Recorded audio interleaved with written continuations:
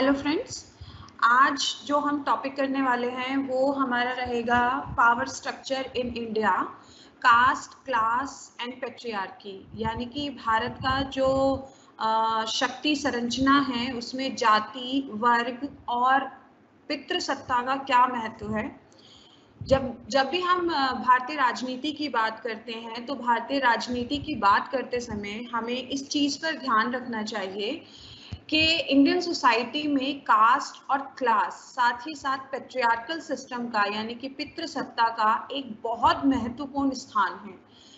यहाँ पर जो राजनीतिक व्यवस्था है, जिस तरीके से राजनीतिक व्यवस्था चलती है या संविधान में भी जिस तरीके का एक तरीके का कंस्ट्रक्शन दिया हुआ है, वो इन्हीं तीन चीजों पर यानी कि कास्ट, क्लास और पैट्रियार्की पर आधारित हम लोग मान सकते हैं। क्योंकि हम लोग ये देखते हैं कि हमारे जो कॉन्स्टिट्यूशन है उस कॉन्स्टिट्यूशन में जो सबसे बड़ी एक जिम्मेदारी है कॉन्स्टिट्यूशन की, किसी भी संविधान की जो सबसे बड़ी ज्यादा जिम्मेदारी होती है वो होती है जस्टिस प्रोवाइड करना, यानी कि न्याय को सुनिश्चित करना। और भारतीय संविधान एक ऐसा ही संविधान है जहां पर न्याय को सुनिश्चित करने के लिए ना सिर्फ सामाजिक असमानता को ना सिर्फ सामाजिक असमानता को ध्यान में रखकर सोसाइटी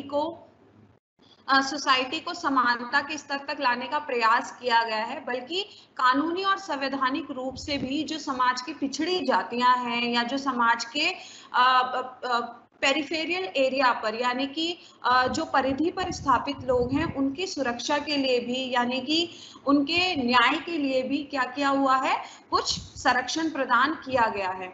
अगर हम कास्ट स्ट्रक्चर को समझें तो कास्ट स्ट्रक्चर को अगर हम समझे तो कास्ट स्ट्रक्चर जो है वो एक सोसाइटी का यानी कि समाज की एक संरचना है, एक सामाजिक संरचना है, जहां पर लोगों को किसमें बांटा हुआ है, समाज में जातियों में बांटा हुआ है। किसी भी समाज की पहली इकाई जो होती है वो होती है व्यक्ति, लेकिन भारतीय समाज में हम लोग जाति को एक बहुत ज्यादा जड़ों में समाहित देख सकते हैं, जो हमारी रूट्स में बैठा हुआ है। सोसाइटी को इसी कास्ट के हिसाब से 4 हिस्सों में बांटा गया है।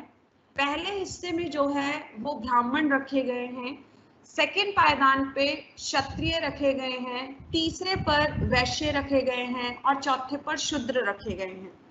अगर हम जाति व्यवस्था को समझें तो जाति व्यवस्था को हम 2 स्तरों पर समझ सकते हैं, दो तरीके से समझ सकते हैं। एक हम समझ सकते हैं प्री वैदिक एरा यानी कि वैदिक एरा से पहले का जो समय था, और दूसरा रहा आपका पोस्ट वैदिक एरा यानी कि वैदिक एरा के बाद का, यानी कि वैदिक समय में किस तरीके से जातियों का गठन था या समाज को किस तरीके से निश्चित किया गया था, उसकी संरचनाएं कैसी थी। अगर हम वैदिक समय से अगर हम प्री वैदिक एरा की बात करें तो उस समय क्या था, उस समय लोगों का जो समाज की जो कंस्ट्रक्शन था या जो समाज की संरचना थी वो मुख्य रूप से व्यक्ति के कर्म से निर्धारित थी। यानी कि हम ये बोल सकते हैं कि व्यक्ति का जो कर्म था यानी कि उसका जो ऑक्यूपेशन था उसके आधार पर व्यक्ति कोई भी काम चुन सकता था।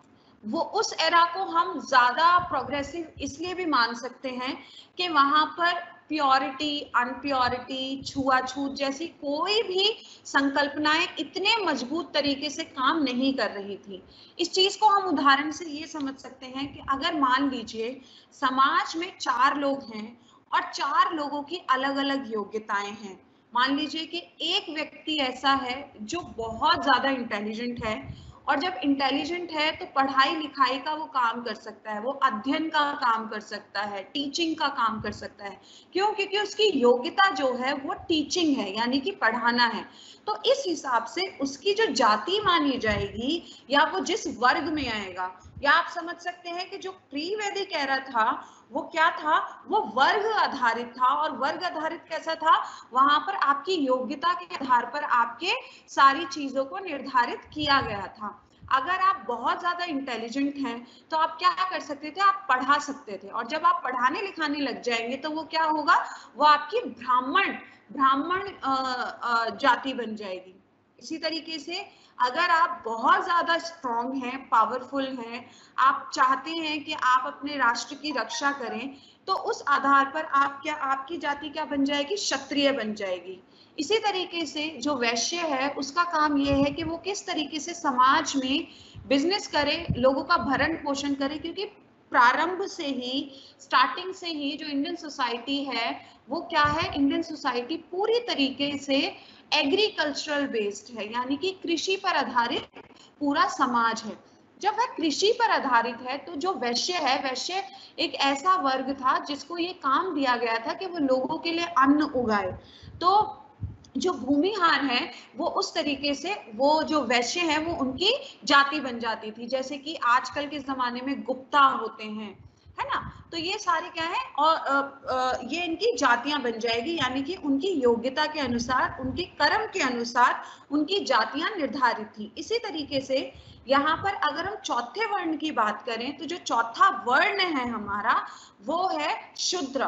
शूद्र जो है वो ना तो इतना इंटेलिजेंट है कि वो पठन पाठन का काम कर सके, ना तो वो इतना ज्यादा वो है, क्या नाम है, शक्तिशाली है कि वो क्या कर सके, वो अपने देश की रक्षा कर सके और वैश्य बन सके, वो क्षत्रिय बन सके, और ना ही वो इतना ज्यादा इसके पास इतनी ज्यादा भूमि है कि वो वैश्य बन सके, या उसके अंदर ये क्वालिटी है कि वो खेती कर सके।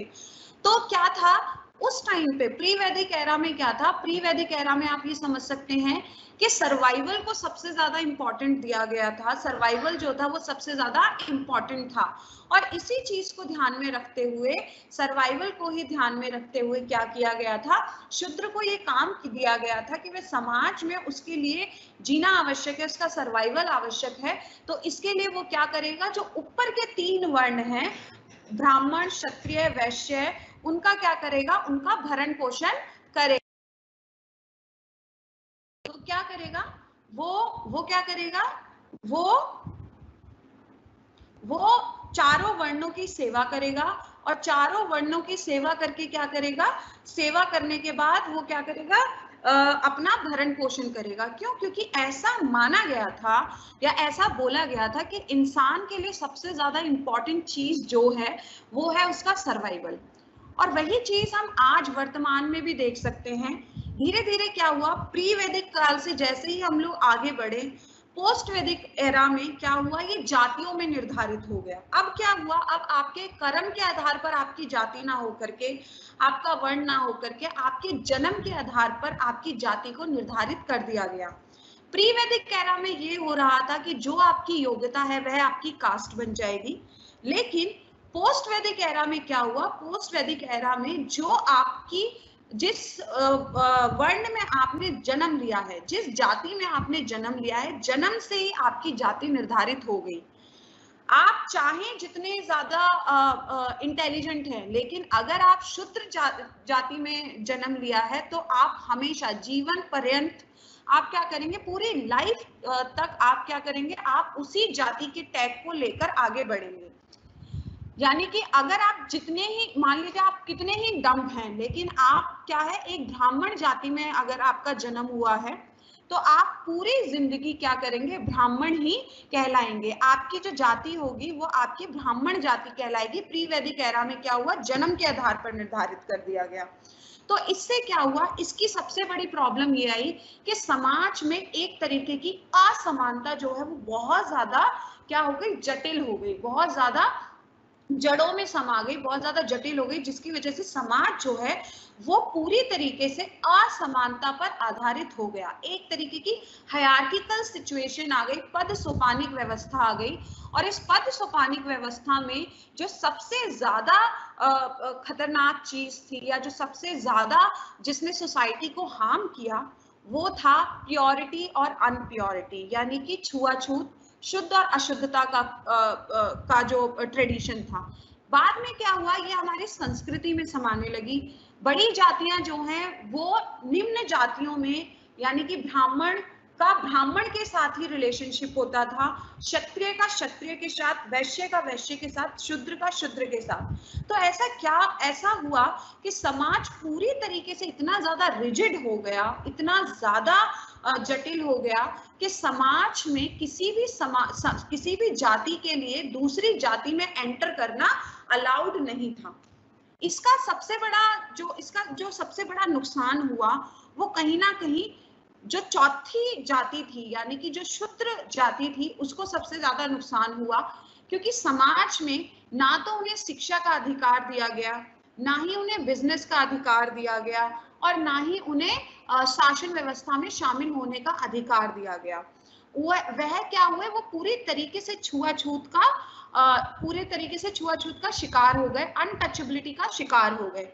तो समाज में एक तरीके की पद सोपानिक व्यवस्था बन गई, एक तरीके की हायरार्किकल सिचुएशन बन गई जिसे तोड़ पाना मुश्किल था। ये जाति की व्यवस्था थी। तो अगर हम भारतीय राजनीति को समझना चाहते हैं, जो आज का हमारा जो टॉपिक है वो यही है कि किस तरीके से जातियां, वर्ग और पद सोपान और जो आपकी हायरार्किकल, जो आपका पेट्रियार्किकल स्ट्रक्चर है यानी कि पितृसत्ता की जो व्यवस्था है वो किस तरीके से भारतीय राजनीति को प्रभावित करती है। या हम यह भी कह सकते हैं कि भारतीय राजनीति किस तरीके से इन तीनों चीजों से यानी कि इन तीनों क्षेत्रों से जुड़ी हुई है। अगर हम कास्ट की बात करें तो जो कास्ट है, कास्ट में क्या है, पहली जो समाज की इकाई है वो कौन है, वो व्यक्ति है। और व्यक्ति जो है वो क्या है, समाज का हिस्सा है। और समाज क्या है, वह धार्मिक है।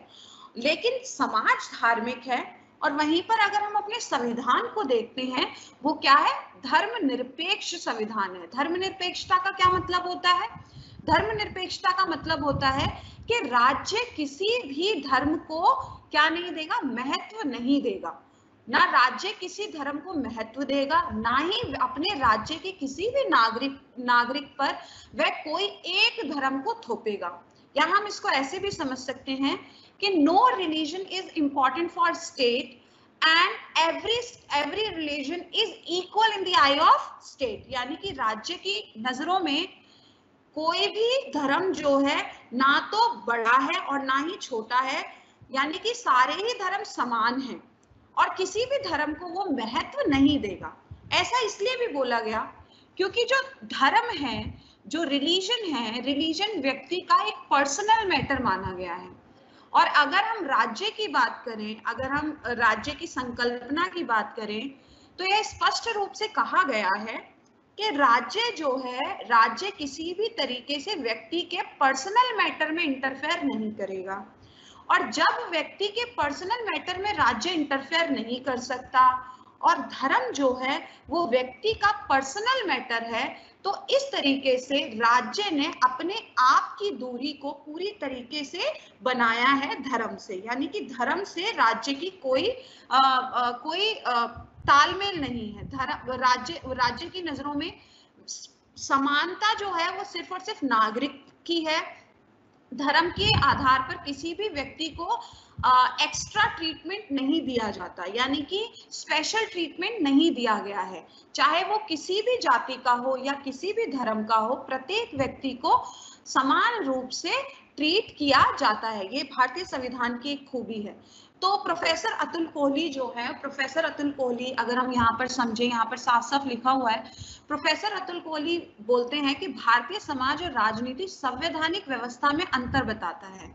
जो भारतीय समाज है और जो राजनीति है वो पूर्ण रूप से भारतीय समाज की संवैधानिक व्यवस्था में यानी कि constitutional structure of the Indian society में वो क्या बताता है, एक अंतर बताता है। अगर हम उस अंतर को समझें तो हम ये कह सकते हैं कि जहां पर हमारा समाज है वह समाज धार्मिक है, लेकिन हमारे समाज में भारतीय संविधान को सर्वोपरि माना गया है। हमारे समाज की जितनी भी कानून व्यवस्था है, भारतीय राष्ट्र जो है वो सिर्फ और सिर्फ भारतीय संविधान के आधार पर चलता है। और संविधान को धर्मनिरपेक्ष रखा गया है। धर्मनिरपेक्ष इसलिए रखा गया है, सेक्युलर इसलिए रखा गया है ताकि किसी भी एक धर्म को ज्यादा महत्व ना दिया जा सके। ऐसा इसलिए भी कह सकते हैं कि जब हमारा पार्टीशन हुआ था तो पार्टीशन के दौरान हम ये भी मान सकते हैं कि ऐसा माना गया कि जो भारतीय समाज है वो हिंदू समाज है, तो इस संकल्पना को, इस फैक्ट को डिनाई, इस चीज को डिनाई करने के लिए भारतीय समाज में भारतीय संविधान को जो बनाया गया था वो धर्मनिरपेक्ष संविधान बनाया गया था। अगर हम दूसरे पॉइंट को समझे तो दूसरा पॉइंट ये बोलता है कि समाज में परिवार समुदाय का महत्व है, जबकि संविधान में व्यक्ति को इकाई माना गया है। अगर हम समाज को समझे तो उसका जो इकाई है, जो उसका कोर है, वो है परिवार या समुदाय। लेकिन अगर हम संविधान को देखें तो संविधान में व्यक्ति को इकाई माना गया है, यानी कि व्यक्ति जो है वो पहली इकाई है जिसके साथ ना उसकी जाति के आधार पर, ना उसके धर्म के आधार पर और ना ही उसके जेंडर के आधार पर कोई भेदभाव किया जाएगा। अगर हम तीसरे पॉइंट को समझे तो उसके बारे में अतुल कोहली ये कहते हैं कि समाज में विषमताएं विद्यमान है, यानी कि अगर हम इंडियन सोसाइटी को देखें तो इंडियन सोसाइटी में इनइक्वालिटी की भी वेराइटीज हैं, इनइक्वालिटीज भी जो हैं, असमानताएं भी जो हैं वो विभिन्न तरीके की हैं। धार्मिक आधार पर असमानताएं हैं, जातिगत आधार पर असमानताएं हैं, जेंडर के आधार पर असमानताएं हैं। तो यदि हम समाज को देखें तो समाज जो है, सोसाइटी जो है वो विषमताओं पर यानी कि इनइक्वालिटीज पर आधारित है। जबकि अगर हम संविधान को देखें, संविधान का जो आदर्श है या जो उसका एथिक है वो सिर्फ और सिर्फ समानता है। उसका सिर्फ और सिर्फ एक ही गोल है, एक ही मोटिव है कि समाज के प्रत्येक व्यक्ति को समानता सुनिश्चित की जाए। इसीलिए जो प्रोफेसर अतुल कोहली हैं, प्रोफेसर अतुल कोहली ये बोलते हैं कि भारत में स्वतंत्रता के बाद भारत में एक अत्यधिक आधुनिक लोकतांत्रिक राजनीतिक प्रणाली का प्रयोग किया जा रहा है, जो कि पाश्चात्य लोकतांत्रिक देशों में विद्यमान थी।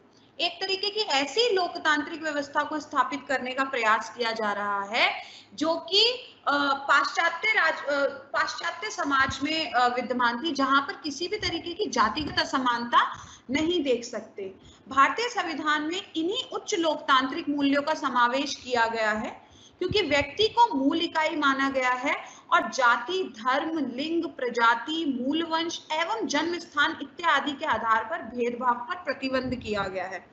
इसका हम एक उदाहरण देख सकते हैं कि भारतीय संविधान का अगर हम अनुच्छेद 14 देखें तो अनुच्छेद 14 क्या बोलता है। अनुच्छेद 14 जो है, अगर हम इससे पहले हम ये समझ लेते हैं कि फंडामेंटल राइट्स क्या है। थोड़ा सा फंडामेंटल राइट्स जो हैं वो व्यक्ति को दिए गए वह संवैधानिक अधिकार हैं जो कि व्यक्ति की समाज में समानता और सुरक्षा को सुनिश्चित करते हैं। साथ ही राज्य पर ये जिम्मेदारी भी देते हैं कि किसी भी परिस्थिति में राज्य जो है वो किसी भी व्यक्ति के अधिकारों का यानी कि मौलिक अधिकारों का हनन नहीं कर सकता। मौलिक अधिकार जो है वो राज्य पर जिम्मेदारी है। किसी भी सिचुएशन में राज्य की ये जिम्मेदारी बनती है कि राज्य उन सारे के सारे अधिकारों को लागू करवाए, है ना। अगर वो राज्य लागू नहीं करवाता है तो संविधान का संरक्षक होने के नाते अंडर आर्टिकल 32, जो खुद भी एक फंडामेंटल राइट है, अंडर आर्टिकल 32 और अनुच्छेद 13(2) के तहत सुप्रीम कोर्ट को यह अधिकार दिया गया है कि वो क्या करेगा, वो राज्य को ये जिम्मेदारी देगा या राज्य को ये चेताएगा, ये बताएगा कि फंडामेंटल राइट्स को, मौलिक अधिकारों को लागू करना आपका अधिकार, आपकी ड्यूटी है, आपको ये करना ही पड़ेगा, ये उसकी जिम्मेदारी है। कई बार इसी वजह से हम इसे नेगेटिव राइट्स भी बोलते हैं। तो जो फंडामेंटल राइट्स है वो भारतीय संविधान के भाग 3 में अनुच्छेद 12 से लेकर 32 में है। 12 और 13 में डेफिनेशन दी गई है कि मौलिक अधिकार क्या हैं और मौलिक अधिकारों का यदि हनन होता है तो उस स्थिति में सुप्रीम कोर्ट को क्या राइट है। तो सुप्रीम कोर्ट को संविधान का संरक्षक माना गया है, इसीलिए सुप्रीम कोर्ट को ये अधिकार है कि वो सारी की सारी जो हमारी राज्य व्यवस्था है वो क्या करे, वो ये देखे कि वह सारी की सारी राज्य व्यवस्था अकॉर्डिंग टू द संविधान चले, अकॉर्डिंग टू द कॉन्स्टिट्यूशन चले।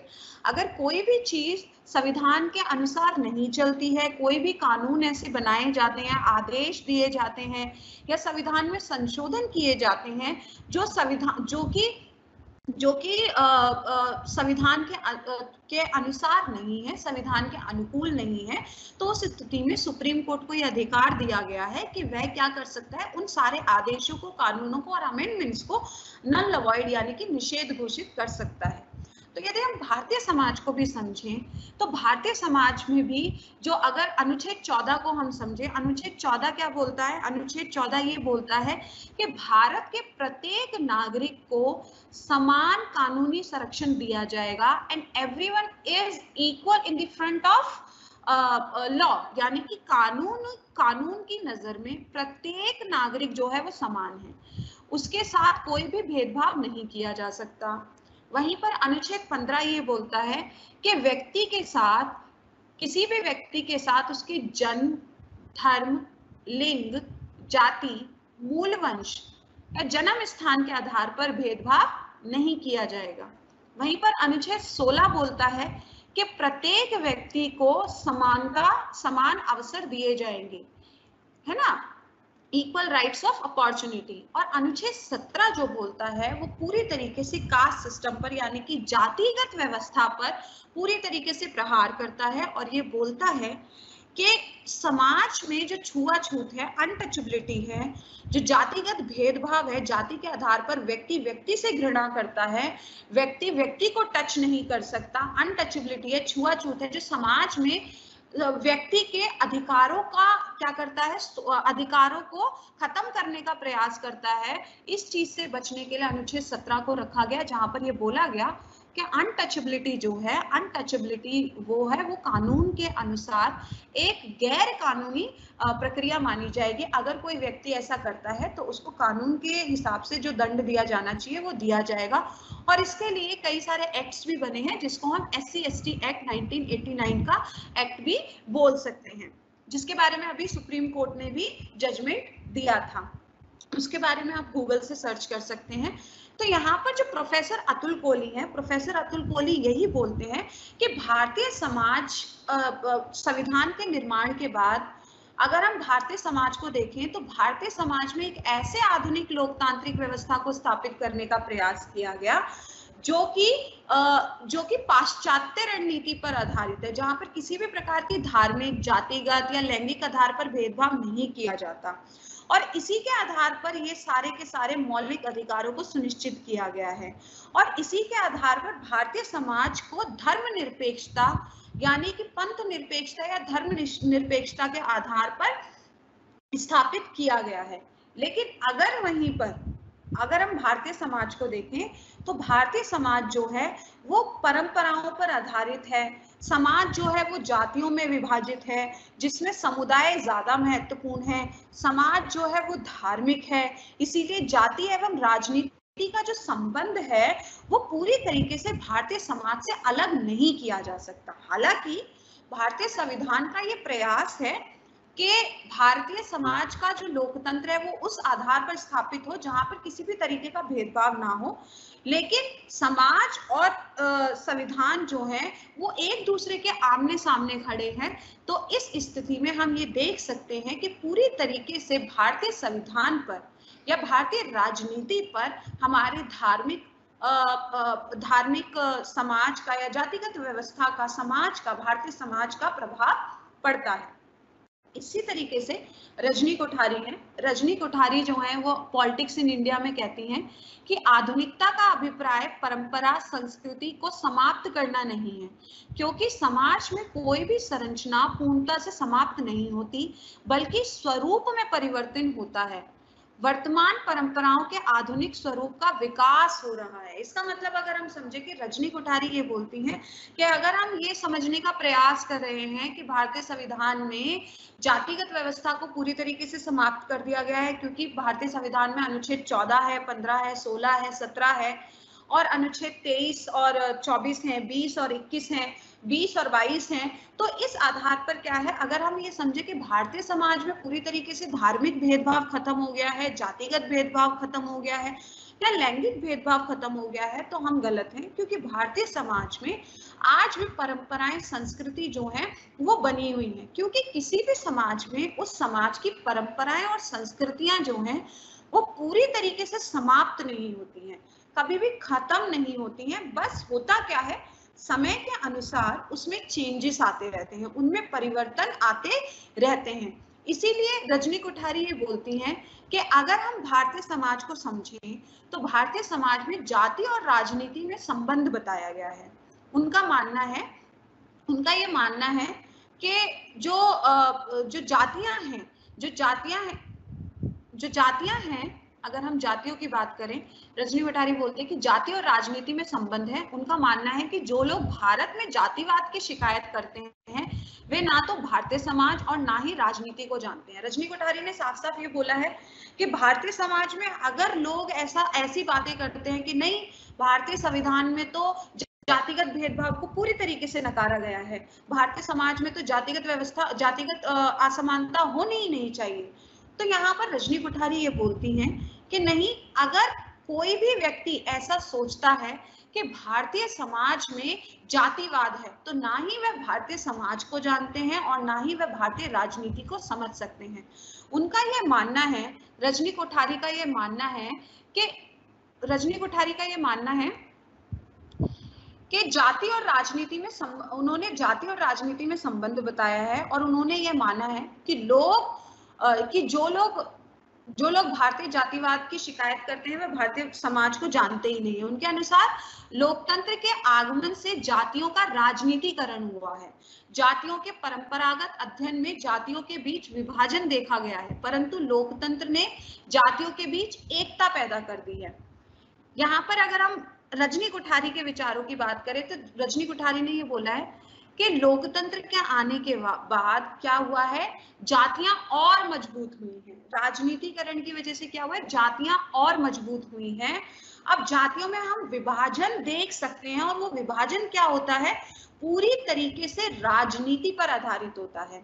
इसका उदाहरण हम ये समझ सकते हैं कि भारत के कई ऐसे क्षेत्र हैं जहां पर जो वोटिंग मोबिलाइजेशन है यानी कि जो चुनाव हैं वो कई बार जाति के आधार पर जीते जाते हैं।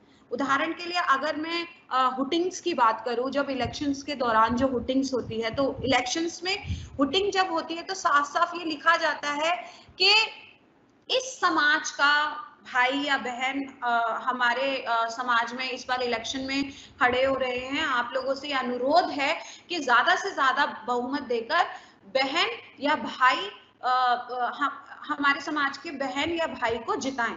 तो यहाँ पर जो उनका आग्रह होता है वो पूरी तरीके से जाति आधारित होता है। तो रजनी कोठारी यही बोलने का प्रयास करती है कि जातियों के आज क्या हुआ है, लोकतंत्र के आने के बाद भारत में जातियां समाप्त नहीं हुई हैं, बल्कि जातियों का राजनीतिकरण हुआ है। अब जातियां भी क्या कर रही हैं, जातियों का भी अब जो विभाजन हो रहा है वो सिर्फ और सिर्फ इसलिए हो रहा है कि वो क्या कर सके कि वह अपने आप को राजनीतिक रूप से मजबूती प्रदान कर सके। जातियों के राजनीतिकरण का आशय है जातियों के बीच एकता, जिसके परिणाम स्वरूप जातियों ने दबाव समूह के रूप में कार्य किया है। लोकतंत्र के बाद जातियों में चेतना का विकास हुआ है, पिछली जातियों में एकता स्थापित हुई है, शासन पर नियंत्रण करने का प्रयास किए बिना ऊंची जातियों के समर्थन देने के बजाय स्वयं को सत्ता दिलाने का प्रयास किया जाता है। अब यहाँ पर ऐसा नहीं होता कि पहले क्या होता था, जब अगर हम 1947 से 1967 का दौर अगर हम देखें तो रजनी कोठारी ने उस दौर को वन पार्टी सिस्टम या कांग्रेस पार्टी का दौर कहा है। वो इसलिए कहा है क्योंकि उस टाइम पर अगर हम कांग्रेस पार्टी को देखें तो कांग्रेस पार्टी की जो क्वालिटीज थी वो एक तरीके के अम्ब्रेला पार्टी की तरह थी। उस अम्ब्रेला पार्टी में उसकी क्वालिटी क्या थी, उस अम्ब्रेला पार्टी में उसकी क्वालिटी ये थी कि उसमें राजनीतिक दल में सभी वर्ग पाए जाते थे, सारे के सारी जातियां पाई जाती थी, सबको रिप्रेजेंटेशन था। इसीलिए रजनी कोठारी ऐसा बोलती थी कि 1947 से लेकर के 1967 तक सिर्फ और सिर्फ भारत में कांग्रेस पार्टी का ही यानी कि एक दल का ही व्यवस्था थी। इसका सबसे बड़ा कारण ये था कि जो जातियां थी वो क्या कर रही थी, वो इतने स्ट्रॉन्ग तरीके से उभर नहीं रही थी। क्या था, वो एक ही पार्टी को रिप्रेजेंटेशन दे रही थी। लेकिन बाद में क्या हुआ, बाद में इसके बाद क्या हुआ, इसके बाद ये हुआ कि जो पार्टियां हैं यहाँ पर, इसके बाद क्या हुआ, इसके बाद ये हुआ कि जो पार्टियां हैं, पार्टियां स्ट्रॉन्ग तरीके से 1967 के बाद उभरी और उन्होंने क्या किया, पिछड़ी जातियों ने बड़ी जातियों को या किसी अन्य जाति को समर्थन देने के बजाय उन्होंने दबाव समूह के थ्रू काम करना स्टार्ट किया और दबाव समूह के थ्रू काम करते हुए उन्होंने खुद ही अपने आप को सत्ता में लाने का प्रयास किया, जिसका हम उदाहरण बोल सकते हैं बीएसपी, इसका एक सबसे बड़ा उदाहरण है। इसी तरीके से बहुत सारे समुदाय हैं, अखिल भारतीय क्षत्रिय समुदाय है, अखिल भारतीय ब्राह्मण समुदाय है, अखिल भारतीय वैश्य समुदाय है, अखिल भारतीय शूद्र समुदाय है। ये क्या है, ये एक तरीके के ऐसे समुदाय हैं जो राजनीति, जो अपनी जातियों के राजनीतिकरण का प्रयास करते हैं, मोबिलाइज करने का प्रयास करते हैं कि जो वोट है वो एक जाति से दूसरी जाति को ही ना जाकर के अपनी जाति से ही अपने जाति के व्यक्ति को दिया जाना चाहिए।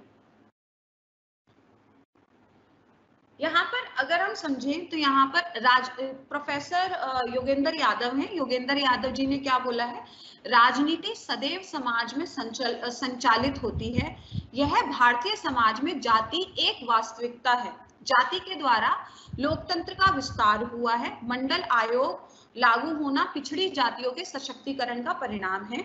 इसीलिए योगेंद्र यादव ने कहा है कि मंडल आंदोलन भारतीय लोकतंत्र का दूसरा शक्तिशाली उभार है। यहाँ पर अगर हम समझे तो योगेंद्र यादव ने भी क्या बोला है, योगेंद्र यादव ने भी रजनी कोठारी के विचारों को आगे बढ़ाते हुए ये बोला है, विचारों को आगे बढ़ाते हुए ये बोला है कि भारत में क्या हुआ है, भारत में जो जातियां हैं, अब जातियां जो हैं वो लोकतंत्र की वजह से क्या हुआ है, उनका विस्तार हुआ है, वो और मजबूत हो गई हैं और इसी का परिणाम है कि मंडल आयोग जो है वो पिछड़ी जातियों के सशक्तिकरण के रूप में उभरा। यानी कि इसने क्या करा, इसने आरक्षण की बात करी, इसने ये बोला कि जातियों का सेपरेट रिप्रेजेंटेशन होना चाहिए, यहाँ पर उनका आरक्षण होना चाहिए। तो इसीलिए प्रोफेसर योगेंद्र यादव ने ये बोला कि मंडल आंदोलन जो था वो भारतीय लोकतंत्र का दूसरा शक्तिशाली आंदोलन था, जिसकी वजह से क्या हुआ, समाज में जातियां और मजबूत रूप से उभरी और उन्होंने भी राजनीतिक रिप्रेजेंटेशन यानी कि पॉलिटिकल रिप्रेजेंटेशन की बात करना स्टार्ट किया। उसके बारे में वो ये बोलते हैं कि 1990 के बाद उत्तर भारत में पिछड़ी जातियों जैसे अनुसूचित जाति और अनुसूचित जनजातियों का सत्ता पर नियंत्रण हुआ। ठीक है, 1990 में क्या हुआ, अनुसूचित जाति और एससी और एसटीज का क्या हुआ, नियंत्रण होना स्टार्ट हो गया। यहाँ पर जेफर लॉट हैं, जेफर लॉट एक और अन्य विचारक हैं, वो क्या बोलते हैं, जेफर लॉट के अनुसार भारत में जातिगत चेतना के परिणाम स्वरूप मार्जिनलाइज्ड कास्ट को 1990 के बाद शासन पर नियंत्रण हुआ, परिणाम स्वरूप पिछड़ी जातियों को भी आरक्षण का लाभ मिलने लगा। 1990 के बाद क्या हुआ, 1990 के बाद भारतीय राजनीति को हम ये बोल सकते हैं कि एक तरीके का चेंज आया, जहां पर जो मार्जिनलाइज्ड कास्ट थी यानी कि जो पिछड़ी जातियां थी, उन्होंने क्या करा, उन्होंने अपने आप को राजनीतिक रूप से मजबूत करने के साथ साथ क्या हुआ, पिछड़ी जातियों ने अपने आप को राजनीतिक रिप्रेजेंटेशन की तरफ मोड़ना स्टार्ट कर दिया और इसी के परिणाम स्वरूप क्या हुआ, आरक्षण का लाभ जो है पिछड़ी जातियां जो हैं वो उठाने लगी थी। जेफर लॉट के अनुसार पिछड़ी जातियों के लिए आरक्षण सामाजिक न्याय की बजाय उनके राजनीतिक सशक्तिकरण के परिणाम स्वरूप मिला है। उन्होंने ये बोला कि अगर हम भारतीय राजनीति में आरक्षण की बात करें तो आरक्षण जो है भारत में पिछड़ी जातियों को सामाजिक न्याय की वजह से नहीं मिला है, किसी सामाजिक न्याय की संकल्पना को स्थापित इतनी मजबूती से नहीं करता है, बल्कि जेफर लॉट का ये मानना है कि आरक्षण ने क्या किया है, पिछड़ी जातियों को राजनीतिक सशक्तिकरण स्थापित किया है। आरक्षण की वजह से ही क्या है, अब वो अपने आप को राजनीति में रिप्रेजेंट कर पा रहे हैं। ये होता है कि राजनीति में जो कुछ सीटें जो हैं वो पिछड़ी जातियों के लिए क्या कर दी गई है, आरक्षित कर दी गई हैं। रिजर्व कर दी गई हैं। और इसी रिजर्वेशन की वजह से क्या हुआ है, समाज में इन पिछड़ी जातियों को सशक्तिकरण यानी कि एम्पावरमेंट मिला है। यहाँ पर रुडोल्फ एंड रुडोल्फ भी हैं। रुडोल्फ एंड रुडोल्फ ने ये बोला है कि जाति को लोकतंत्र के लिए सकारात्मक माना गया है। उनके अनुसार लोकतांत्रिक भारत में जातियों का भी लोकतांत्रिक अवतार हुआ है, क्योंकि परंपरागत रूप में जाति के द्वारा विषमता एवं भेदभाव किया गया था। ठीक है, अगर हम रुडोल्फ एंड रुडोल्फ की बात करें तो रुडोल्फ एंड रुडोल्फ भी ये बोलते हैं कि अगर हम जातियों की बात करें तो जातियों के सशक्तिकरण में लोकतंत्र ने वरदान की तरह काम किया है। वो उनके लिए एक वरदान है। क्यों? क्योंकि पहले परंपरागत रूप में क्या था, परंपरागत रूप में समाज जो है वो 4 हिस्सों में बटा हुआ था। जातियां जो है वो 4 हिस्सों में बटी हुई थी। अगर हम जाति की बात करें तो वहां पर क्या था, समुदाय को महत्व दिया गया था। लेकिन जब लोकतंत्र को अपनाया गया स्वतंत्रता के बाद, तो यहाँ पर व्यक्ति को महत्व दिया जाने लगा। यहाँ पर क्या था, जातियों में स्वतंत्रता का अभाव देखा जाता है, लेकिन लोकतंत्र में स्वतंत्रता, समानता को महत्व दिया गया, बंधुत्व को महत्व दिया गया। और जो अगर हम जाति की व्यवस्था की बात करें तो भारतीय समाज में क्या था, विषमताएं थी बहुत ज्यादा। लेकिन लोकतंत्र ने क्या किया है, लोकतंत्र ने सभी लोगों को क्या किया है, समान रिप्रेजेंटेशन दिया है, जिसकी वजह से समाज में समानता स्थापित हुई है। तो रुडोल्फ एंड रुडोल्फ का ये मानना है कि वास्तव में लोकतांत्रिक व्यवस्था जो है वो जातियों के लिए एक सकारात्मक व्यवस्था है, जिसकी वजह से जातियों ने क्या किया है, एक लोकतांत्रिक अवतार धारण कर लिया है। और इस लोकतांत्रिक की वजह से क्या हुआ है, अब सामाजिक भेदभाव जो है उन्होंने क्या किया है, सामाजिक भेदभाव का जो इस्तेमाल है वो पॉलिटिकल मोबिलाइजेशन के लिए किया जाने लगा है। तो यहाँ पर अगर हम समझें तो जातियां अगर हम देखें तो यहाँ पर स्पष्ट रूप से ये समझाने का प्रयास किया है प्रोफेसर अतुल कोहली ने, रजनी कोठारी ने, रुडोल्फ एंड रुडोल्फ ने, जेफर लॉट ने, प्रोफेसर योगेंद्र यादव जी ने, कि भारतीय समाज में अगर हम जातियों को देखें तो भारतीय समाज की संरचना निश्चित रूप से जो है वो जातियों पर आधारित है, धर्म पर आधारित है, भेदभाव पर आधारित है। लेकिन भारतीय लोकतंत्र जो है वो पूरी तरीके से स्वतंत्रता पर आधारित है, डेमोक्रेसी पर आधारित है।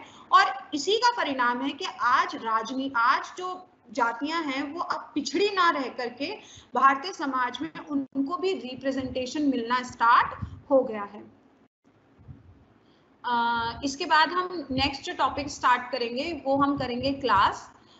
Now we are going to start our second part of this topic, that is class.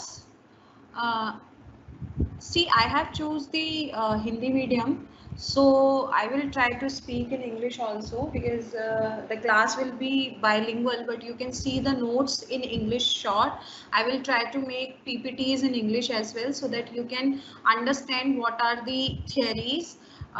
So let's start. यहाँ पर क्या है, यहाँ पर when we are talking about the class, then there are various class in the society which exist. ठीक है, समाज में कई सारे ऐसे वर्ग होते हैं जो समाज में होते हैं, और वो समाज में क्या करते हैं, वह समाज में सामाजिक संरचना में उनका भी एक तरीके का दबाव रहता है। अगर हम क्लास की बात करते हैं तो क्लास कंस्ट्रक्शन को अगर हम देखें तो क्लास कंस्ट्रक्शन जो है वो पूरी की पूरी तरीके से एक तरीके से पूरी की पूरी मार्क्सवादी विचारधारा पर आधारित संकल्पना को हम समझ सकते हैं। मार्क्सवादी विचारधारा को हमें समझना जरूरी होगा, हम लोगों को मार्क्सिस्ट पर्सपेक्टिव को समझना जरूरी होगा। If we are really wants to understand about the class, then we have to understand what is the Marxist theory. Actually, Marxist theory thinks that the society is divided into the two parts, and the society is based on this capital. So यहाँ पर क्या है, समाज जो है वो capital पर आधारित है, यानी कि पूंजीवाद पर आधारित है, कैपिटलिज्म पर आधारित है। और समाज जो है वो दो हिस्सों में बटा हुआ है, हैव्स और हैव्स नॉट। यानी कि हैव्स कौन है, हैव्स समाज के बुर्जुआ वर्ग हैं, समाज के वो लोग हैं जिनके पास संपत्ति है, और हैव्स नॉट वो हैं जो समाज के गरीब तबके हैं। यहाँ पर हम लोग थोड़ा थोड़ा समझेंगे कि लिबरल आइडियोलॉजी क्या है और मार्क्सिस्ट आइडियोलॉजी क्या है। बेसिकली लिबरल आइडियोलॉजी का ये विचार था कि व्यक्ति जो है वो जन्म से ही कुछ अधिकार लेकर पैदा होता है। Every individual has certain rights and these rights are their natural rights. ये सारे के सारे अधिकार जो हैं वो उनके प्राकृतिक अधिकार हैं और इन प्राकृतिक अधिकारों के आधार पर ही व्यक्ति प्राकृतिक अधिकारों के साथ ही व्यक्ति जो है वो जन्म लेता है। ये अधिकार व्यक्ति को इसलिए मिले हुए हैं, किसी भी इंडिविजुअल को इसलिए दिए गए हैं क्योंकि वो ह्यूमन बीइंग है। Being an human being, every individual has certain rights, certain natural rights, ठीक है, जो उनको प्रकृति ने दिए हैं। उसमें वो 3 तरीके के अधिकार बताते हैं और ये तीनों के तीनों जो राइट्स हैं वो उनके विकास के लिए, उनके डेवलपमेंट के लिए सबसे ज्यादा इंपॉर्टेंट होता है। पहला है उनका जीवन का अधिकार, दूसरा है राइट टू प्रॉपर्टी और तीसरा है राइट टू फ्रीडम, यानी कि स्वतंत्रता का अधिकार, संपत्ति का अधिकार और किसका अधिकार है, और जीवन का अधिकार। तो ये 3 अधिकार जो हैं वो व्यक्ति जब पैदा होता है उसी के साथ होता है और इन्हीं अधिकारों की सुरक्षा के लिए, इन्हीं अधिकारों की सिक्योरिटी के लिए व्यक्ति ने क्या किया है, व्यक्ति ने एक सुप्रीम अथॉरिटी का निर्माण किया है। और वो सुप्रीम अथॉरिटी कौन है, स्टेट, यानी कि राज्य का जो कंस्ट्रक्शन किया है उसको यही ड्यूटी दी गई है, यही ड्यूटी दी गई है कि वह क्या करेगा, व्यक्ति के इन तीनों के तीनों फंडामेंटल राइट्स का क्या करेगा, प्रोटेक्शन करेगा। और ये तीनों के तीनों जो फंडामेंटल राइट्स हैं, राज्य अगर इनको छीनने का प्रयास करता है, इन्हें कम करने का प्रयास करता है, तो उस स्थिति में लोगों के पास हमेशा ये राइट रहेगा कि वो नेचर ऑफ द स्टेट यानी कि राज्य की प्रकृति को बदल सकते हैं। अगर हम यहाँ पर क्लास की बात करें तो यहाँ पर जो लिबरल आइडियोलॉजी है, लिबरल आइडियोलॉजी ने ये बोला है कि व्यक्ति को संपत्ति रखने का अधिकार है अगर व्यक्ति ने वह संपत्ति अपने श्रम से पाई है। तो अगर किसी इंडिविजुअल ने कोई प्रॉपर्टी को पाया है और उसमें अपनी लेबरिंग लगाई है, लेबरिंग लगा करके अगर उसने उस संपत्ति को पाया है तो वो क्या होगा, वो उसकी प्रॉपर्टी कहलाएगी। इसका मैं एक एग्जाम्पल दे सकती हूँ। मान लीजिए कि एक पेड़ है, उस पेड़ पर बहुत सारे फ्रूट्स लगे हुए हैं, और या फिर एक पेड़ है, पेड़ पर बहुत सारे फ्रूट्स लगे हुए हैं और कई सारे लोग हैं। अगर कई लोग ऐसे हैं जो पेड़ पर चढ़कर ज्यादा फ्रूट्स को गैदर कर लेंगे, कई लोग ऐसे हैं जो नीचे पड़े हुए फ्रूट्स को उठा लेंगे, कई लोग ऐसे हैं जो 1-2 फ्रूट ही तोड़ पाएंगे। तो जिसने जितने फ्रूट तोड़े या गैदर किए या जितने भी फ्रूट्स को इकट्ठा किया वो उनकी पर्सनल प्रॉपर्टी हो जाती है। और इस पर्सनल प्रॉपर्टी को यानी कि इस प्रॉपर्टी को संरक्षण देने का जो अधिकार है वो किसको दिया गया है, वो राज्य को दिया गया है। लेकिन यहीं पर जो मार्क्सवादी सोसाइटी है, मार्क्सवादी विचारधारा है, कार्ल मार्क्स के विचारों पर आधारित है। कार्ल मार्क्स ये बोलते हैं because of this liberal ideology, society has been divided into the 2 parts, haves or haves not, and they create a kind of economic inequality between the individuals। यानी कि समाज जो है पूंजीवादी व्यवस्था के कारण जो है वो 2 हिस्सों में बट गया है। एक है हैव्स, जिसके पास संसाधन है, जिसके पास प्रॉपर्टी है, और एक है हैव्स नॉट, जिसके पास संसाधन नहीं है, प्रॉपर्टी नहीं है। लेकिन क्योंकि एक व्यक्ति जो है वो समान अधिकारों के साथ पैदा होता है, तो जो हैव्स नॉट है, हैव्स नॉट के पास एक ही संसाधन है जिसके द्वारा वह अपनी जीविका को चला सकता है, अपने सर्वाइवल को चला सकता है। वो क्या है, वो है उनका राइट टू लेबर, यानी कि श्रम का अधिकार। जो श्रम का अधिकार है उसके आधार पर, यानी कि अगर वो किसी की लेबरिंग करता है और लेबरिंग करने के बाद उसे जो भी मिलता है उसके आधार पर वह अपनी जीविका चलाएगा। तो यहाँ पर मार्क्सवादी क्या बोलते हैं, मार्क्सिस्ट पर्सपेक्टिव क्या बोलता है, मार्क्सिस्ट पर्सपेक्टिव ये बोलता है जस्ट बिकॉज ऑफ लिबरलिज्म, पूंजीवाद की वजह से क्या हुआ है, जहां पर व्यक्ति को ज्यादा से ज्यादा संपत्ति इकट्ठी करने का अधिकार दिया गया है, उसकी वजह से क्या हुआ है, समाज जो है वो 2 हिस्सों में बट गया है। एक अमीर है जिसको हैव्स बोला गया है, जिसके पास संसाधन है, रिच है, और एक है हैव्स नॉट, जिसको गरीब बोला गया है, जो कि संसाधन लेस है, जो कि रिसोर्सेज लेस है। तो यहाँ पर जो मार्क्सिस्ट आइडियोलॉजी है, मार्क्सवादी विचारधारा है, वो क्या बोलता है, समाज जो है वो दो हिस्सों में बट गया है, हैव्स और हैव्स नॉट।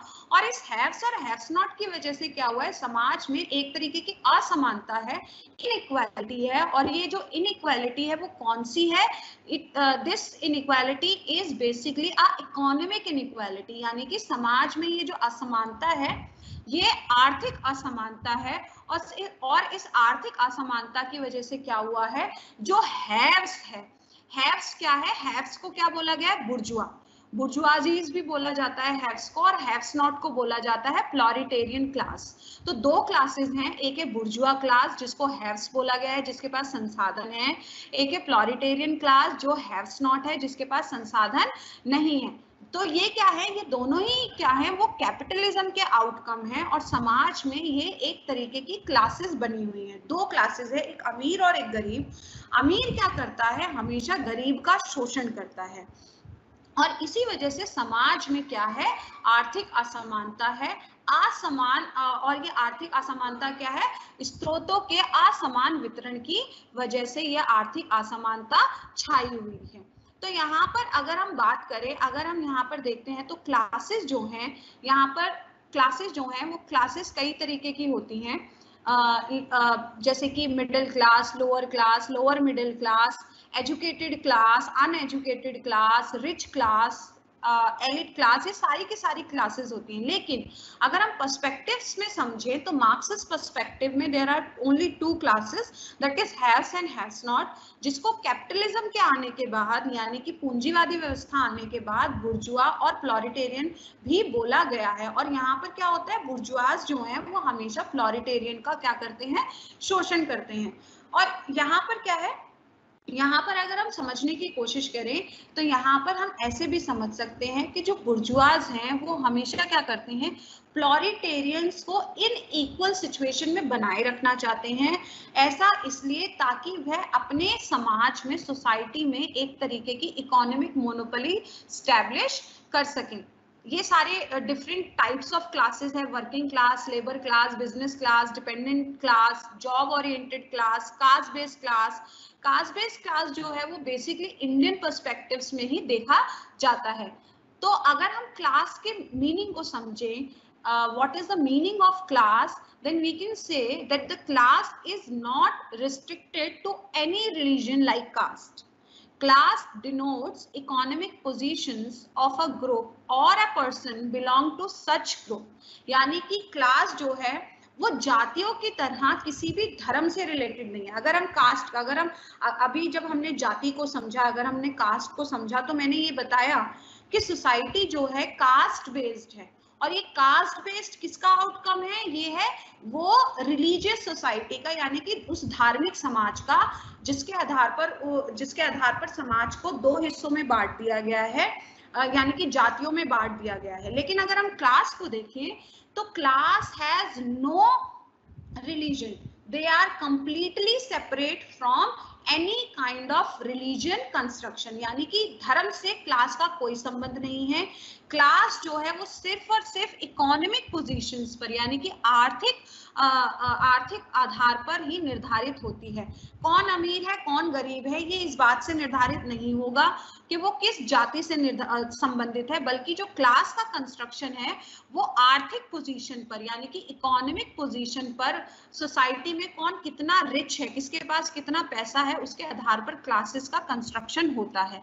अगर हम देखें तो हमारे यहाँ पर भी क्या होता है, यहाँ पर सोसाइटी में भी कई तरीके की क्लास होती हैं, जैसे कि ऊपर बताई गई है। वर्किंग क्लास होती है, एक लेबर क्लास होती है, एक बिजनेस क्लास होती है, एक डिपेंडेंट क्लास होती है, एक जॉब ओरिएंटेड क्लास होती है, एक जॉबलेस क्लास होती है, एक स्टूडेंट क्लास होती है, एक कास्ट बेस्ड क्लास होती है। तो there are different kind of classes. लेकिन ये जो क्लासेस हैं, इन क्लासेस का कंस्ट्रक्शन जो है वो किसी भी रिलीजन से रिलेटेड नहीं होता, इनका कंस्ट्रक्शन टोटली डिपेंडेंट होता है इकोनॉमिक पोजीशंस पर, यानी कि आर्थिक रूप से इनका कंस्ट्रक्शन स्टार्ट होता है।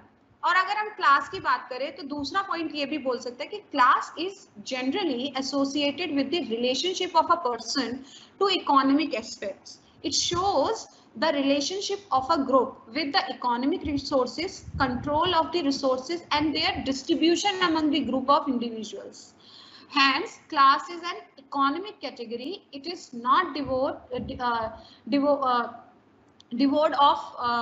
of its relationship with non-economic aspects such as caste, tribe और religion. यहाँ पर अगर हम समझें तो ये साफ साफ ये बोल रहा है कि कास्ट का, क्लास का किसी भी तरीके से रिलीजन बेस्ड डिवीजन से कोई संबंध है ही नहीं. जो क्लास है वो कंप्लीटली पूरी तरीके से आर्थिक आधारों पर डिपेंडेंट है, पूरी तरीके से इकोनॉमिक एस्पेक्ट्स पर डिपेंडेंट है. जो रिलेशनशिप है या रिसोर्सेज है, किसी व्यक्ति का इकोनॉमिक रिसोर्सेज पर कितना ज्यादा कंट्रोल है या फिर उनका जो डिस्ट्रीब्यूशन है रिसोर्सेज का, इकोनॉमिक रिसोर्सेज का किस आधार पर डिस्ट्रीब्यूट हुआ है, उसके आधार पर क्लास का कंस्ट्रक्शन होता है. तो मार्क्सिस्ट पर्सपेक्टिव क्या बोलता है? मार्क्सिस्ट पर्सपेक्टिव ये बोलता है बिकॉज ऑफ लिबरल आइडियोलॉजी, सिर्फ और सिर्फ उदारवादी विचारधारा की वजह से क्या हुआ है, समाज में जो रिसोर्सेज हैं, रिसोर्सेज का क्या हुआ है, अनइक्वल डिस्ट्रीब्यूशन हुआ है, स्रोतों का असमान वितरण हुआ है. असमान वितरण की वजह से क्या हुआ है, समाज में एक तरीके की आर्थिक असमानता बनी हुई है और इसी की वजह से समाज में दो तरीके की क्लासेस बन गई हैं, हैव्स और हैव्स नॉट. यानी कि एक वो समाज जिसके पास बहुत सारे रिसोर्सेज हैं, जिसका बहुत सारे रिसोर्सेज पर कंट्रोल है, और एक वो समाज है जिसके पास सिर्फ और सिर्फ क्या है, लेबरिंग का राइट है, उसके पास रिसोर्सेज नहीं है. यानी कि अगर हम भारतीय पर्सपेक्टिव में समझें, अगर हम इंडियन पर्सपेक्टिव में समझें, तो इंडियन पर्सपेक्टिव में अगर हम छोटा सा एग्जांपल लेते हैं एग्रीकल्चरल एरिया में, अगर हम लेते हैं किसानों का, अगर हम उनका पीजेंट्स का उदाहरण लेते हैं, तो पीजेंट्स को भी हम देख सकते हैं. देयर आर वेरियस क्लासेस जहां पर बड़े लैंडलॉर्ड्स होते हैं, छोटे लैंडलॉर्ड्स होते हैं, लैंडलेस पीजेंट्स होते हैं और कई बार डिपेंडेंट पीजेंट्स भी होते हैं. तो यहाँ पर मार्क्सिस्ट टर्मिनोलॉजी यही बोलती है सिंपली कि जो क्लासेस का कंस्ट्रक्शन है, क्लासेस का कंस्ट्रक्शन किसी भी रिलीजन बेस्ड कंस्ट्रक्शन पर आधारित नहीं है, रिलीजियस डिवीजन पर आधारित नहीं है सोसाइटी के, जिस तरीके से ट्राइबल और कास्ट का डिवीजन है रिलीजन बेस पर. It has completely non economic relationship, है ना, वो सॉरी यहाँ पर क्या है, नॉन रिलीजियस रिलेशनशिप है सोसाइटी में. सोसाइटी में क्या है, इकोनॉमिक आधार पर कैटेगरीज को डिवाइड किया गया है. जिसके पास बहुत ज्यादा प्रॉपर्टी है वो क्या है, हैव्स में आ जाएगी, और जिसके पास बिल्कुल भी प्रॉपर्टी नहीं है वो किस में आ जाएगी, हैव्स नॉट में आ जाएगी. तो यहाँ पर मार्क्सिस्ट ये बोलते हैं कि मार्क्सिस्ट ये भी बोलते हैं कि इस तरीके से क्या हुआ है, सोसाइटी को एक तरीके के पावर स्ट्रक्चर में कंस्ट्रक्ट करके रखा गया है, जहां पर हमेशा हैव्स जो है, हैव्स हमेशा ये हैव्स नॉट का क्या करता है, शोषण करने का प्रयास करता है. तो इसको अगर हम समझने की कोशिश करते हैं तो इसका भी एक उदाहरण है, इसका एग्जाम्पल दे सकते हैं कि मान लीजिए एक पेन का वो हुआ, कंस्ट्रक्शन हुआ, किसी फैक्ट्री में एक पेन का कंस्ट्रक्शन हुआ, और पेन का जो कंस्ट्रक्शन हुआ, उस पेन के कंस्ट्रक्शन को अगर हम देखें तो उसमें तीन मेन पार्ट्स होते हैं. एक होता है उसका स्ट्रक्चर, प्लास्टिक की जो उसकी बॉडी होती है. दूसरा होता है उसकी रिफिलिंग, जो उसका रिफिल होता है जिसमें इंक भरी जाती है.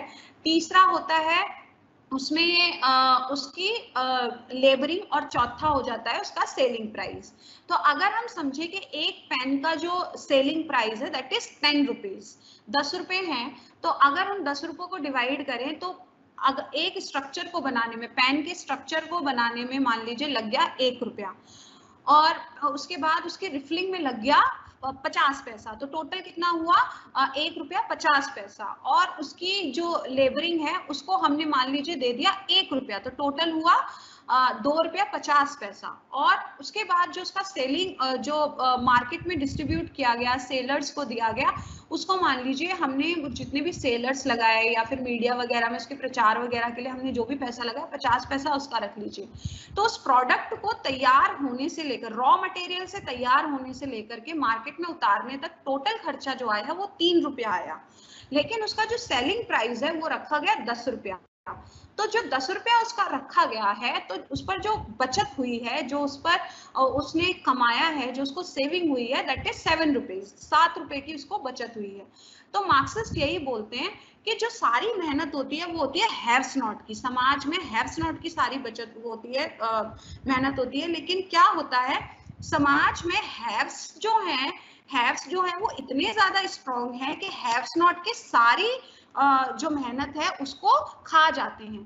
तो यहाँ पर मार्क्सिस्ट ये बोलते हैं कि अगर सोसाइटी को इक्वालिटी दिलानी है, सोसाइटी को अगर इक्वल बनाना है, तो there should be a redistribution of resources between the individual on the basis of economic equality, so that the society can run on the basis of equality. यानी कि समाज जो है, समाज में जितने भी स्रोत हैं उनका दोबारा से पुनर्वितरण होना चाहिए, दोबारा से उनका रीडिस्ट्रीब्यूशन होना चाहिए लोगों के बीच में, ताकि समाज जो है वो पूरी तरीके से आर्थिक असमानता से हटकर आर्थिक समानता पर आधारित हो जाए। और वो कब हो सकता है? वो सिर्फ और सिर्फ रेवोल्यूशन के द्वारा हो सकता है। तो यहाँ पर जो कैपिटलिस्ट पर्सपेक्टिव को अगर हम समझे क्लास के, तो कैपिटलिस्ट पर्सपेक्टिव यानी कि पूंजीवादी सोसाइटी जो है, पूंजीवादी समाज है, उसके अनुसार उसने ये बोला है, कैपिटलिस्ट सोसाइटी क्या बोलते हैं, in the capitalist societies those who own means of production are called bourgeoisie. जिनके पास प्रोडक्शन के मीन्स हैं, यानी कि जिनके पास फैक्ट्रीज हैं, जिनके पास बड़ी बड़ी मील्स हैं प्रोडक्शन की, क्योंकि कंटेम्प्रेरी टाइम पे प्रोडक्शंस पर ज्यादा ध्यान दिया गया है, तो जिनके पास मीन्स ऑफ प्रोडक्शन है they are the bourgeoisie class, and they do not work and work in their enterprises is sung by workers or the proletarians। यानी कि ये अपने इस फैक्ट्रीज में खुद काम नहीं करते हैं, इस फैक्ट्रीज में इनके द्वारा जो वर्कर्स रखे जाते हैं वो वर्कर काम करते हैं, और इन वर्कर्स को क्या बोला जाता है? प्लोरिटेरियंस बोला जाता है, यानी कि हैव्स नॉट या सर्वहारा वर्ग बोला जाता है। इसके बाद अगर हम बुर्जुआज को समझें, the bourgeois make profit from the labor of the workers. Thus, in a capitalist society, there are basically two classes: the bourgeois or capitalist and the proletarian or the working class। तो इस तरीके से समाज में दो तरीके की classes हो गई, एक हो गई कैपिटलिस्ट सोसाइटी जिसको हमने क्या बोला? बुर्जुआज, और एक हो गई प्लोलेटेरियन जिसको हमने बोला वर्किंग क्लास। ठीक है, इसके साथ ही अगर हम यहाँ पर एक राइटर हैं Damodaran, Harish Damodaran. According to the Harish Damodaran, in India's new capitalist explains that caste background of the capitalist becomes, since the last few decades of the 20th century become wider than its it was still a few areas after the independence, since in India the industries form a smaller proportion of economic in comparison to the agriculture, the industrialist and the working class for smaller part of the classes. यानी कि दामोदरन क्या बोलते हैं? दामोदरन ये बोलते हैं कि capitalist society में क्या हुआ है, एक तरीके का 20th सेंचुरी में नई क्लास का उभार हुआ है, एक नई क्लास का इमर्जेंस हुआ है। उस नई क्लास में क्या हुआ है? उस नई क्लास ने एक तरीके की कैपिटलिज्म का विकास किया है, इंडस्ट्रियलाइजेशन का विकास किया है, जहां पर इंडियन सोसाइटी में पहले जितनी भी क्लासेस थी that is all based on agriculture, यानी कि कृषि पर आधारित वर्ग थे। लेकिन 20वीं शताब्दी में क्या हुआ है, 20th सेंचुरी में क्या हुआ है? हैवी इंडस्ट्रियलाइजेशन आया है, इंडस्ट्रीज बहुत ज्यादा बढ़ गई हैं, बहुत ज्यादा बड़ी बड़ी कंपनियां आने लगी हैं, ग्लोबलाइजेशन बढ़ने लगा है। तो इसकी वजह से क्या हुआ है, अब क्लासेस में भी क्या हुआ है? डिवीजन आना स्टार्ट हो गया है। और ये डिवीजन जो आया है वो डिवीजन इस इंडस्ट्रियलाइजेशन की वजह से आया है, जिसकी वजह से क्या हुआ है? कई सारे और क्लासेस बन गए हैं, जैसे कि वर्किंग क्लास बन गए हैं, है ना, स्मॉल वर्कर्स बन गए हैं, डिपेंडेंट वर्कर्स बन गए हैं। तो ये जो दामोदरन है, हरीश दामोदरन ने बोला है कि जो क्लास का कंस्ट्रक्शन है वो और ज्यादा उभरा है। कब उभरा है? 20th सेंचुरी में, यानी कि 20वीं शताब्दी में इसको और ज्यादा मजबूती मिली है। यहाँ पर एक और राइटर है रुडोल्फ एंड रुडोल्फ।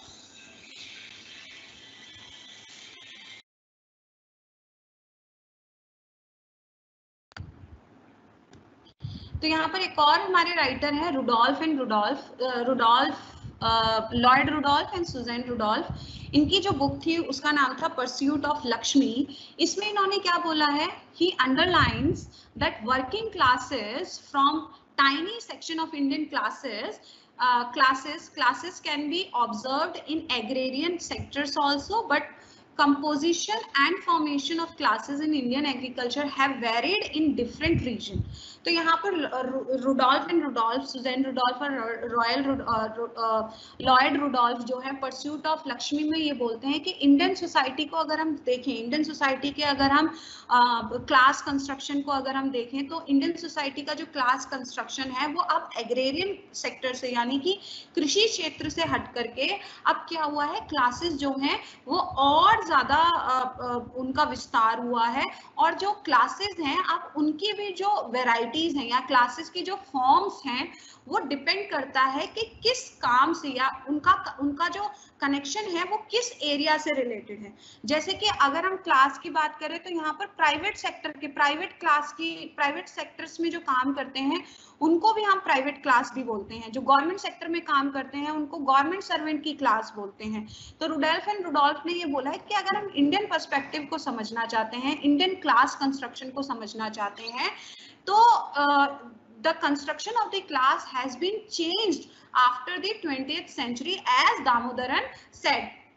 तो यहाँ पर हम ये देखते हैं कि क्लास क्या है। अगर हम क्लास को दोबारा से रिव्यू करें तो क्लास क्या है, क्लास को हम 4 सेक्शंस में हम समझ सकते हैं। पहला, class is a construction of non religion aspects, यानी कि गैर धार्मिक एस्पेक्ट से जो संबंधित है वो क्या है, क्लास कंस्ट्रक्शन है। दूसरा जो क्लास कंस्ट्रक्शन है वो टोटली इकोनॉमिक एस्पेक्ट्स पर आधारित है। तीसरा, क्लास कंस्ट्रक्शन का किसी भी तरीके के रिलीजन बेस्ड कंस्ट्रक्शन पर कोई मतलब नहीं है। और जो चौथा है क्लास कंस्ट्रक्शन जो है वो क्लास कंस्ट्रक्शन में चेंजेस आए हैं 20th सेंचुरी के बाद, क्योंकि क्या हुआ है, हैवी इंडस्ट्रियलाइजेशन आया है। अब क्या है, एग्रेरियन क्लास सेक्टर से हट करके अब इंडस्ट्रीज के आने की वजह से भी क्लासेस में वैरायटीज बनी हैं। तो यहाँ पर अगर हम क्लास को समझते हैं after the post independence era, यानी कि उत्तर स्वतंत्रता के बाद वर्गों की क्या स्थिति है भारत में, तो अगर हम उसको समझे तो उसके कई सारे कारण हैं, जैसे कि लैंडलॉर्ड एंड टेनेंट्स। और यहाँ पर भारत में कई जो भी क्लासेस बनती हैं, most of the classes are basically belong from the agricultural area, so there are various classes which comes from the agricultural area और द लैंड एरियाज। तो यहाँ पर जो एक क्लास है जैसे कि लैंडलॉर्ड एंड टेनेंट्स हैं, जिसमें kulaks, rich peasants, middle peasants, agricultural labour, marginal and small farmers and the footloose farmers. तो यहाँ पर अगर हम फार्मर्स की भी क्लास देखें तो यहाँ पर बहुत सारे ऐसे लैंडलॉर्ड हैं जिनके पास बहुत सारी जमीन है, और जिनको हम रिच पीजेंट्स बोलते हैं। जिनके पास थोड़ी जमीन है उनको हम मिडिल क्लास पीजेंट्स भी बोलते हैं। साथ ही साथ कुछ ऐसे भी पीजेंट्स हैं जो कि फुटलूज लेबरर्स बोले जाते हैं, जिनकी खुद की कोई वो नहीं होती, भूमि नहीं होती, कोई भी लैंड नहीं होती। वो क्या करते हैं, उनको सिर्फ और सिर्फ एग्रीकल्चरल का काम आता है, तो वो क्या करते हैं, जो बड़े लैंडलॉर्ड हैं उनके खेतों में जाकर के, उनकी लैंड्स पर जाकर के क्या करते हैं, खेती बाड़ी करते हैं, और उसके आधार पर जो भी उनको मजदूरी मिलती है उससे उनका सर्वाइवर चलता है। तो जो लैंडलॉर्ड एंड टेनेंट्स हैं, they generally had exist before the implementation of land reforms in different states in India. However, they have not completely disappeared from many states of India. तो यहाँ पर अगर हम क्लास की बात करें पोस्ट इंडिपेंडेंस में, तो पोस्ट इंडिपेंडेंस में अगर हम क्लास की कंस्ट्रक्शन की बात करते हैं तो उसमें जो सबसे ज्यादा बड़ा चेंज आया था, it was come after the implementation of land reforms, यानी कि भूमि सुधार का जो कानून है वो लागू होने के बाद क्या हुआ, जो बड़े लैंडलॉर्ड्स थे वो पूरी तरीके से खत्म हो गए, लेकिन पूरी तरीके से इनविजिबल नहीं हुए, वो अभी भी हैं।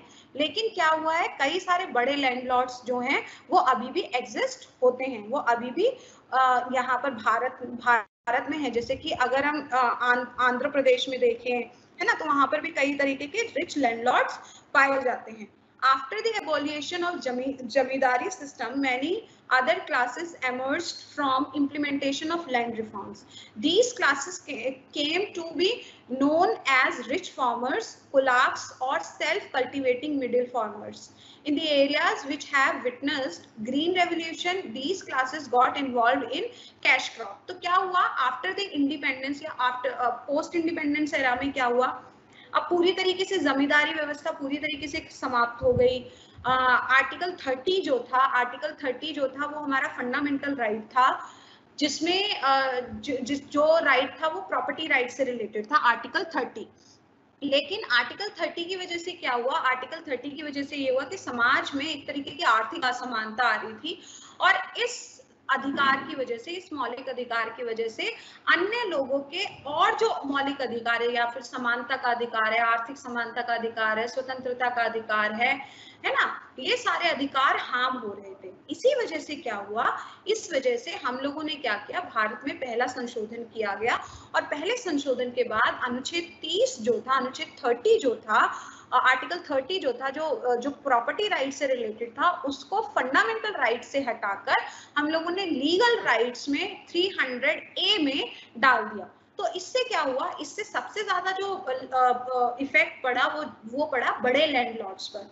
और जब लैंड रिफॉर्म्स स्टार्ट हो गई तो जमींदारी सिस्टम भी जो था वो पूरी तरीके से इंडिया में खत्म हो गया। लेकिन क्या हुआ, ये जो रिच फार्मर्स थे ये खत्म नहीं हुए, जैसे कि कुलाक्स थे या सेल्फ कल्टीवेटर मिडिल फार्मर्स थे, उन्होंने क्या किया, उन्होंने अपने आप को और ज्यादा कैपिटल रिच बनाने के लिए उन्होंने किसका सहारा लिया, उन्होंने ग्रीन रेवोल्यूशन का सहारा लिया। अब उन्होंने क्या किया, अपने खेतों में सिर्फ और सिर्फ वो सारी क्रॉप स्टार्ट कर दी उगाना, उनका कल्टीवेशन स्टार्ट कर दिया जिनसे कि उनको कैश में पैसा मिल सकता था। तो जिसका अगर हम उदाहरण देखें कि आज के टाइम पे अगर हम इसका उदाहरण देखें तो ग्रीन रेवोल्यूशन की वजह से क्या हुआ, कई सारे प्रोडक्शन बढ़ने लग गया। प्रोडक्शन बढ़ने की वजह से क्या हुआ, प्रोडक्शन बढ़ने की वजह से जो बड़े रिच फार्मर्स थे उनका क्या हुआ, उनका भी डिवीजन क्लास में स्टार्ट हो गया।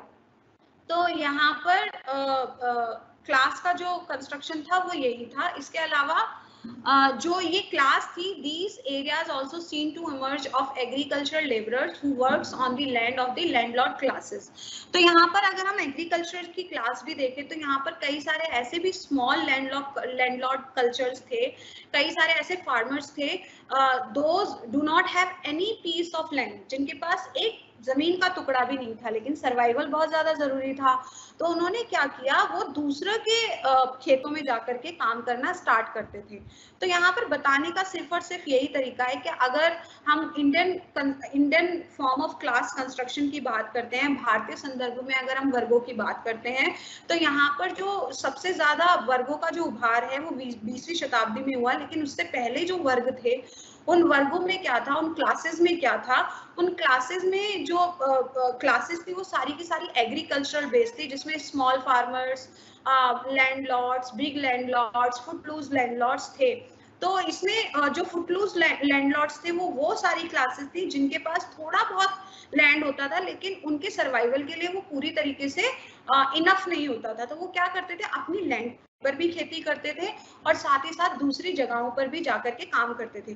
तो इसका हम बड़ा एग्जांपल देख सकते हैं कि अभी जो हमारी लेबर है, जैसे कि दिल्ली में कोविड-19 की वजह से जो लेबर है वो वापस अपने गांव जा रही है, और जब उनसे पूछा जा रहा है कि आप गांव में जाकर क्या करोगे, तो वो सिंपली यही जवाब दे रहे हैं कि हमारे पास थोड़ी बहुत जमीन है तो हम वहां पर जाकर के अपना गुजारा कर लेंगे। यानी कि ये वो सारे फुटलूज फार्मर्स हैं जिनकी अपनी जो बेसिक नीड्स हैं वो पूरी नहीं हो पाती हैं उस लैंड से, इस वजह से ये शहरों में आकर के काम करते हैं। तो यहाँ पर अगर हम क्लास को भी देखें तो क्लास का जो फॉर्म है वो डिपेंड करता है कि वो किस एरिया में काम कर रहे हैं। ठीक है, इसके अलावा अगर हम इंडियन पर्सपेक्टिव में देखें तो इंडियन पर्सपेक्टिव में जो कास्ट और क्लास है उसका एक क्लोज रिलेशनशिप देखा जाता है। यहाँ पर आप क्लास को कास्ट से अलग करके नहीं देख सकते। इसका एक एग्जांपल देख सकते हैं कि यहाँ पर जब अगर हम कास्ट को समझते हैं तो caste is a pure form of religion, यानी कि कास्ट जो है, caste is a outcome of a religion construction. धार्मिक संरचना का जो आउटकम है, जो परिणाम है, वो कास्ट के रूप में है। वहीं पर जो क्लास है, class is a outcome of economic construction, यानी कि आर्थिक कंस्ट्रक्शन का जो वो है परिणाम है, वो क्लासेस हैं। लेकिन साथ ही साथ यहाँ पर ये भी बोला गया कि क्लास का जो है वो कास्ट से कोई संबंध नहीं है। लेकिन इंडियन पर्सपेक्टिव में अगर हम समझें तो इंडियन पर्सपेक्टिव में क्लास का कास्ट के साथ बहुत बड़ा और बहुत क्लोज कनेक्शन माना जाता है। इसका उदाहरण ये मान सकते हैं कि समाज के जितने भी दलित लोग होते हैं या जितने भी एसटीज होते हैं, वो ज्यादातर गरीब, पुअर, यानी कि प्लॉरिटेरियन सोसाइटी से ही आते हैं। उनके पास इतनी ज्यादा जमीन नहीं होती कि वो जाकर के क्या कर सके, बड़े लैंडलॉर्ड बन सके। लेकिन वहीं पर जो बड़ी कास्ट होती हैं, उनके पास अक्सर बहुत ज्यादा पैसा पाया जाता है। जैसे कि यहाँ पर ये लिखा भी हुआ है that class have close relationship with caste, although all classes are found in all caste. Generally, the lower caste, Dalits and lower section have larger share of poor classes than high caste. यानी कि जो वो है lower section के जितने भी लोग हैं, वो ज्यादातर जनरली ऐसा ही होता है कि वो लोअर कास्ट से डिपेंड करते हैं। तो यहाँ पर कास्ट और क्लास का बड़ा एक क्लोज रिलेशनशिप माना जाता है। इसका सबसे बड़ा कारण ये भी रहा है कि जो शूद्रास थे, उनको कभी भी लैंड रखने का अधिकार नहीं दिया गया। इसकी वजह से भी ये है कि समाज के जितने भी लोअर कास्ट के लोग होते हैं, वो ज्यादातर क्या होते हैं, वो लैंडलेस होते हैं, फुटलूज लेबरर्स होते हैं। तो यहाँ पर कास्ट से भी क्लास का बहुत ज्यादा क्लोज रिलेशनशिप माना गया है। The rich farmers and middle class farmers mostly belong to high caste such as Jats. Delhi में जाट्स देख सकते हैं, यादव देख सकते हैं, यूपी बिहार में, मद्रास में मराठास देख सकते हैं, रेड्डीज केरला में, कामाज, वोकालिंगाज एंड लिंगायत्स। ये सारे के सारे क्या हैं, बड़ी कास्ट के ब्राह्मण हैं और ये बड़े रिच फार्मर्स हैं। लेकिन वहीं पर जो लोअर कास्ट के लोग हैं, वो लोअर मिडिल क्लास के ही बिलोंग करते हैं। Besides industries and agricultural, there are classes in service sectors which consist of multi middle classes. कई सारे ऐसे भी सेक्टर्स हैं जहाँ पर बहुत सारी क्लासेस हैं। जैसे कि एजुकेशन में अगर हैं तो एजुकेशन क्लास हो गया, अगर आप गवर्नमेंट सर्वेंट है तो गवर्नमेंट सर्वेंट का क्लास हो गया, सेल्फ एम्प्लॉयड क्लास हो गया, प्राइवेट सेक्टर में काम करने वाले क्लासेस हो गए, है ना। तो ये सारी की सारी क्या है, क्लास है। तो यहाँ पर आज हमने दो टॉपिक्स पर डिस्कशन किया। दो टॉपिक्स जो थे वो था कास्ट और क्लास। लेकिन जब हम इंडियन पर्सपेक्टिव में अगर हम समझने की कोशिश करते हैं तो there is a close relationship between caste and class, और इसकी वजह से क्या है, सोसाइटी का कंस्ट्रक्शन होता है। तो अगर आप लोगों का किसी का भी कोई भी क्वेश्चन है तो आप लोग मुझसे पूछ सकते हैं, कोई भी कैसा भी क्वेश्चन है, जितने भी क्वेश्चंस आप मुझे पूछ लीजिए। वैसे मैंने हिंदी मीडियम में वो किया था स्टार्ट, लेकिन मैंने क्वेश्चंस देखे तो उसमें बच्चों ने बोला हुआ है कि उन लोगों ने इंग्लिश में चूज किया है। तो ये जो क्लास हुई है वो बाइलिंगुअल हुई है। आप लोगों के जो भी क्वेश्चंस हैं आप लोग मुझसे पूछ सकते हैं। अभी जो है यही है, प्लीज एक्सप्लेन इन इंग्लिश। इसके अलावा और कौन से क्वेश्चंस हैं?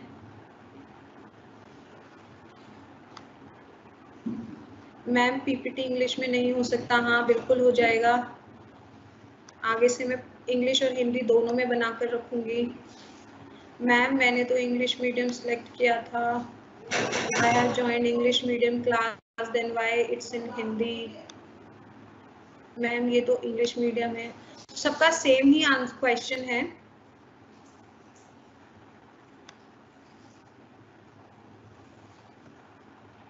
मैम आप स्टार्टिंग से चैप्टर नहीं करवा रहे? नहीं, मैं स्टार्टिंग से चैप्टर नहीं करवा रही हूँ। जो हमारी रेगुलर क्लासेस हो रही थी, उन रेगुलर क्लासेस में मेरा जो टॉपिक छूटा था वो ये वाला टॉपिक छूटा था, तो मैंने यहाँ से स्टार्ट किया है। लेकिन फ्यूचर में मैं आप लोगों को स्टार्टिंग से ही करवाना स्टार्ट करूँगी।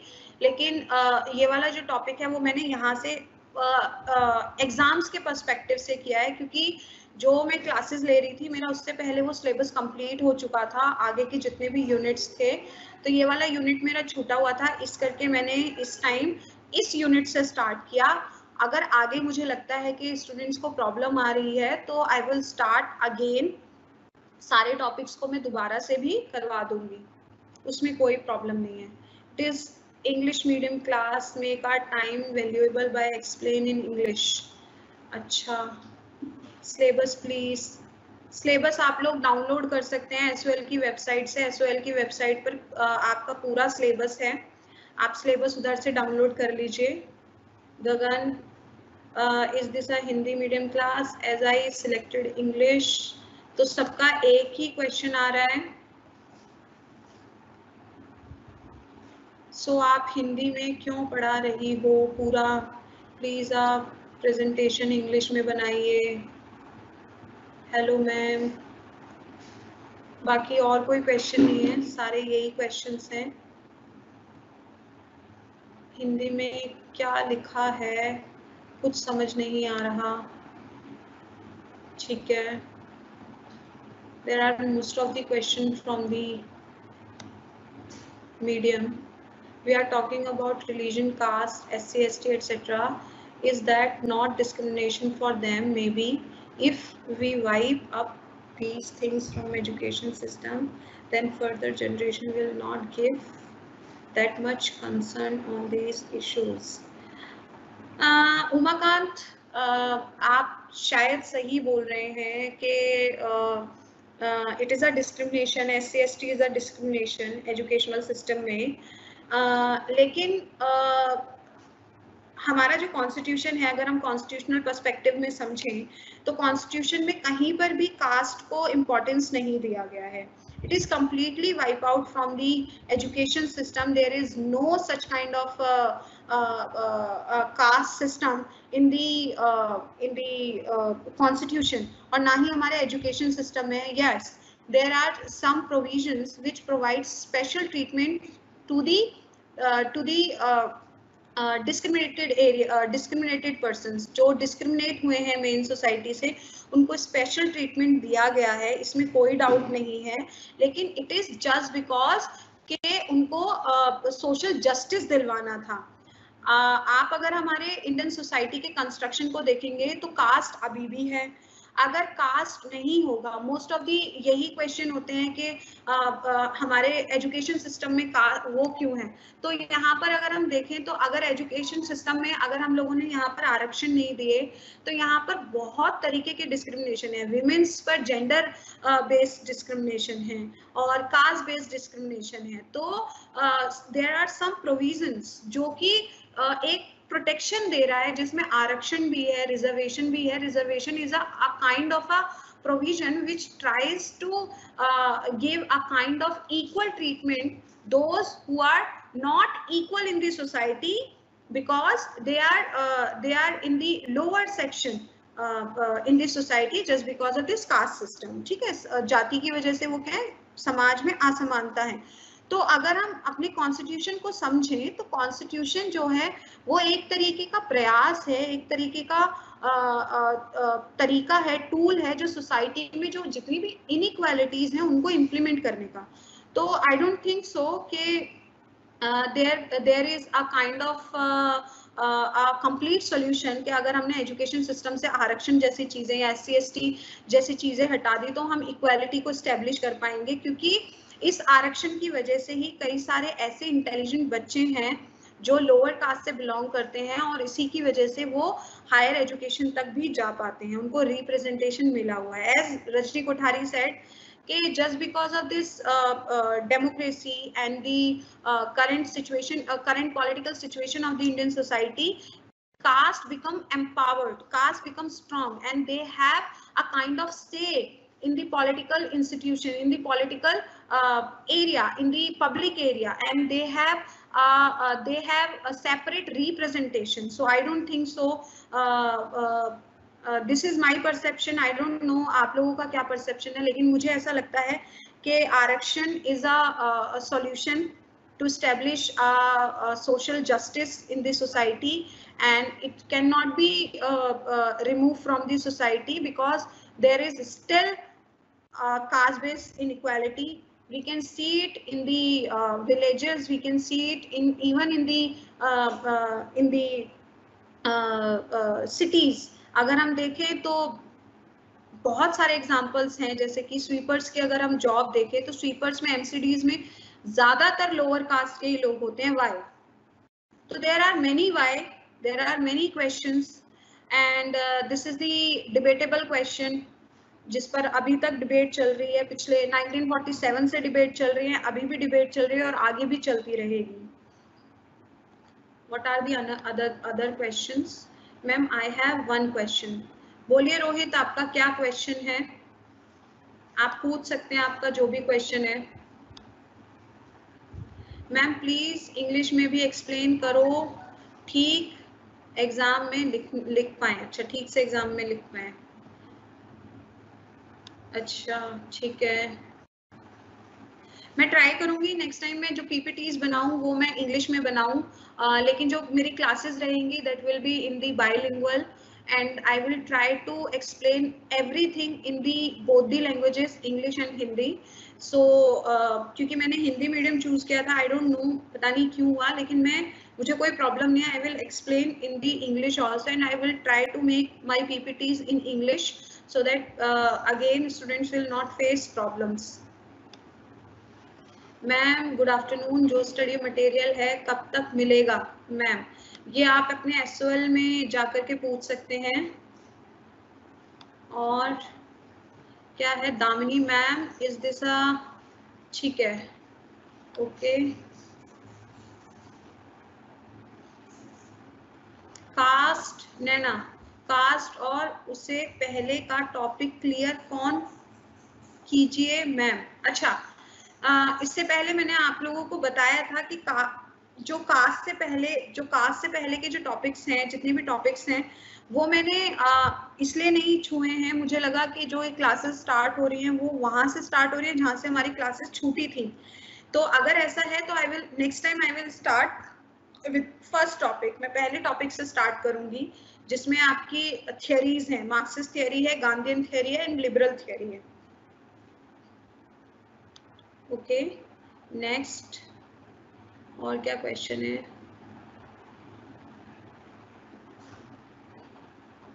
मैम आप ये जो पैराग्राफ्स की बात कर रहे हैं ये कहाँ अवेलेबल है? ये आप लोगों के जो नोट्स मिले हैं उसमें अवेलेबल हैं और ये सारे के सारे सेल्फ मेक नोट हैं. ये जो भी आपकी वीडियो रिकॉर्ड हो रही होगी उस वीडियो में आपको ये मिल जाएगा, आप बाद में उसको लिख सकते हैं. और क्या है दामिनी, तो ma'am if that says equality then why generals are not getting any reservation. अब तो SC/ST को मिल रहा है और वो भी एजुकेशन में, which is so not fair.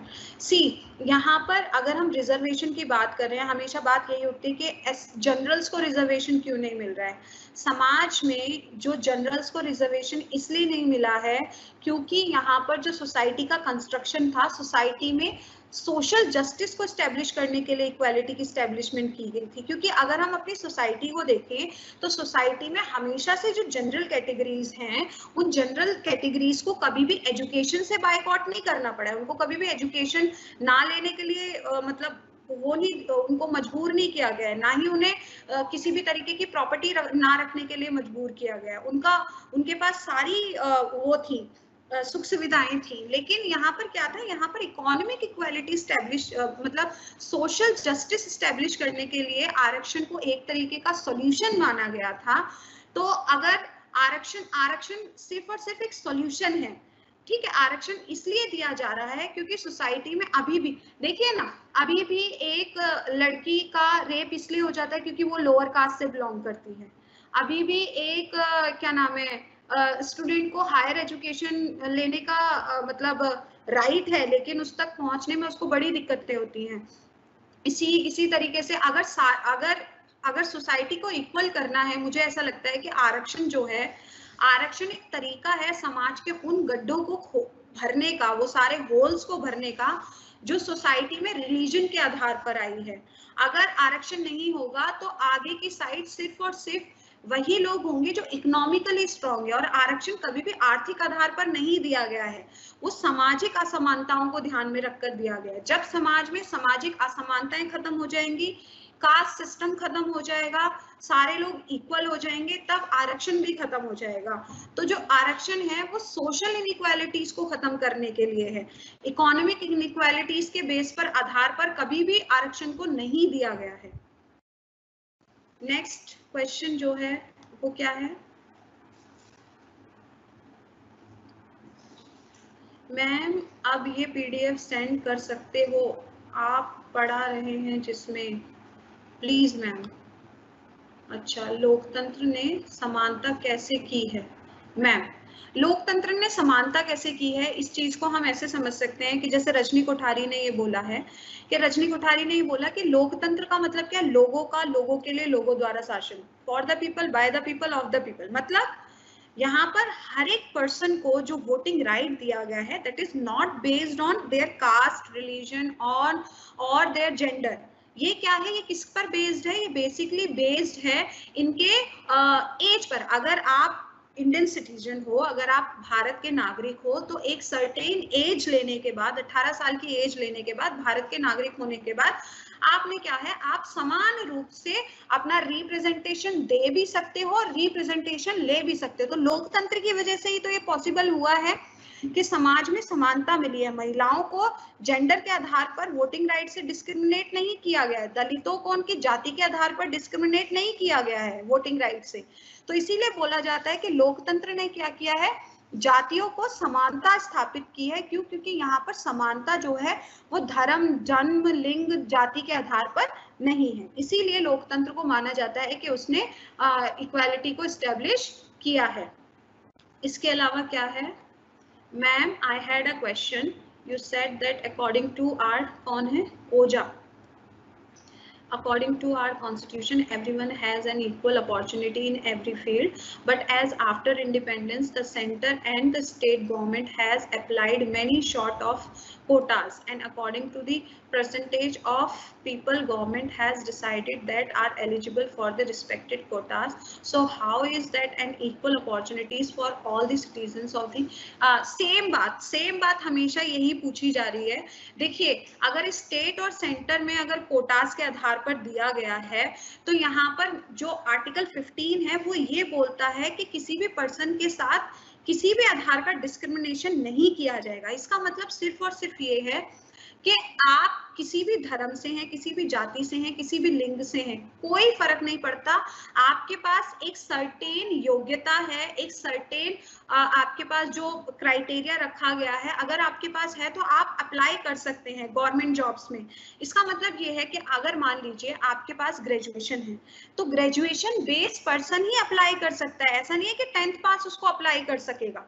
ठीक है, तो यहाँ पर जो स्टेट्स का है, यहाँ पर जो स्टेट्स का है, स्टेट्स ने भी जो कोटा बनाया है, वो कोटा जो बनाया है उन्होंने अपने इसी चीज को ध्यान में रख, विमेन्स को 2% एक्स्ट्रा कोटा मिला है। क्यों? क्योंकि वहां पर जेंडर इनइक्वालिटी है, लेकिन वहां पर कोई भी जॉब में ऐसी विमेन नहीं ली गई है जहां पर डिमांड ग्रेजुएशन की है लेकिन 8वीं पास विमेन ले ली है, ऐसा कोई भी नहीं लिया गया है।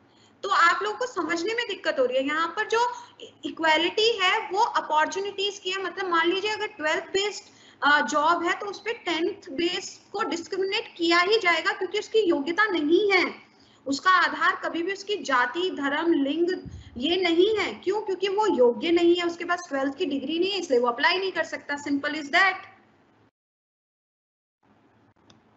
और क्या क्वेश्चन है? नव्या नोट, मैम स्लाइड इंग्लिश में समझाओ। मैम अगर आकृति, मैम अगर हमें नोट्स बनाने हैं लेकिन इन डिटेल ज्यादा थोड़ा, तो हमें इनकी बुक्स का रेफरेंस लेना होगा। इज दिस कंपलसरी या कोई भी चलेगी? नहीं, जो मैंने आपको राइटर्स बताए हैं ये सारे के सारे मॉडर्न राइटर्स हैं। देखिए, आप लोगों को एक चीज ध्यान में रखनी है, लाइव क्लासेस का सबसे बड़ा जो मुझे बेनिफिट लग रहा है वो मुझे बेनिफिट ये लग रहा है कि आप लोग एक तो पूरी तरीके से स्वतंत्र हैं पूछने के लिए, कोई भी क्वेश्चन आप लोग पूछ सकते हैं। दूसरा, आपको लाइव क्लास का ये भी फायदा है कि जो भी चीज आपकी, जो भी मटेरियल आपका आउटडेटेड हो चुका है उसको हम लोग अपडेट करके बता रहे हैं विद स्लाइड्स, तो आपके पास एक तरीके से शॉर्ट नोट्स है ही है। तो जितनी भी बुक्स मैंने आपको बताई है प्लीज इसको रेफरेंस दीजिएगा, क्योंकि आप लोगों को ये बात याद रख के चलनी है कि एसओएल का जितना भी मटेरियल है, ज्यादातर मटेरियल अपडेट हो चुका है, लेकिन कुछ मटेरियल जो है वो अभी भी अपडेट नहीं हुआ है। तो इस चीज को ध्यान में रखते हुए जो मैंने आपको मॉडर्न राइटर्स बताए उनको इंक्लूड कर लीजिए, और जो आपके पास बुक्स हैं उनको पढ़िए, उनमें जो राइटर्स हैं उनको पढ़िए, उसके साथ ही साथ ये राइटर्स भी इंक्लूड कर लीजिए, तो आपका मटेरियल अपडेट हो जाएगा। लेकिन अगर आप देखिए, मार्क्स लेने का सबसे अच्छा तरीका यही होता है कि आप ज्यादा से ज्यादा क्या करें, राइटर्स की बुक्स का नाम लिखें और राइटर की रेफरेंस देकर लिखें, तभी आप लोग क्या कर सकते हैं, अच्छे मार्क्स ले सकते हैं। ठीक है, इसके अलावा और क्या क्वेश्चंस हैं?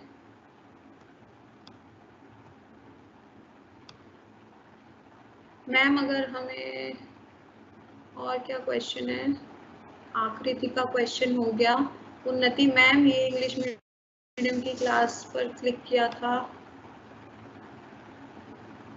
दामिनी मैम, रिजर्वेशन ने पिछड़ी जाति को समान और इक्वालिटी तो दी, बट व्हाट अबाउट जनरल? क्या रिजर्वेशन से जो बैकवर्ड क्लास के कुछ अमीर लोग हैं उन्हें भी बेनिफिट हो रहा है? What about that man?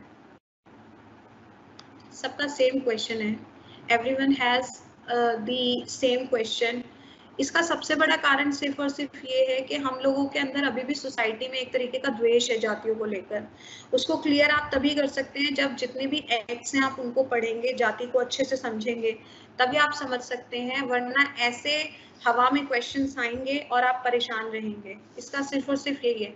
Some core Hindi words will not be totally understandable. I joined an English medium class. This is not my problem, but I am trying to give you the classes in the both the languages. This is not my mistake. I have already, being a teacher, I have already chose the Hindi medium, but I am trying to explain English and Hindi. अभी मैं try करूंगी कि जितने भी PPTs बने वो English में ही बने। ठीक है मैम। अच्छा, इसके अलावा और कोई क्वेश्चंस नहीं है जो कि टॉपिक से जुड़ा हो? और कौन से क्वेश्चंस हैं? और कोई क्वेश्चंस हैं आप लोगों के? देखिए, हम लोगों ने आज क्या समझा, हम लोगों ने कास्ट को समझा। कास्ट को हमने समझा कि कास्ट क्या है, प्री वैदिक एरा में क्या था कास्ट, ये आपके कर्म के आधार पर थी, और पोस्ट वैदिक एरा में क्या हुआ, ये आपके धर्म के आधार पर, जाति के आधार पर हो गई, धर्म के आधार पर हो गई। वहां पर हमने क्लास को समझा कि क्लास क्या है। क्लास में जो वो है, क्लास में कास्ट मतलब धर्म से कोई रिलेटेड नहीं है किसी भी तरीके से, लेकिन इंडियन पर्सपेक्टिव में जब हम समझने की कोशिश करते हैं तो हमें एक डायरेक्ट कनेक्शन दिखता है क्लास और कास्ट में, जैसा कि मैंने आपको नोट्स में बताया है।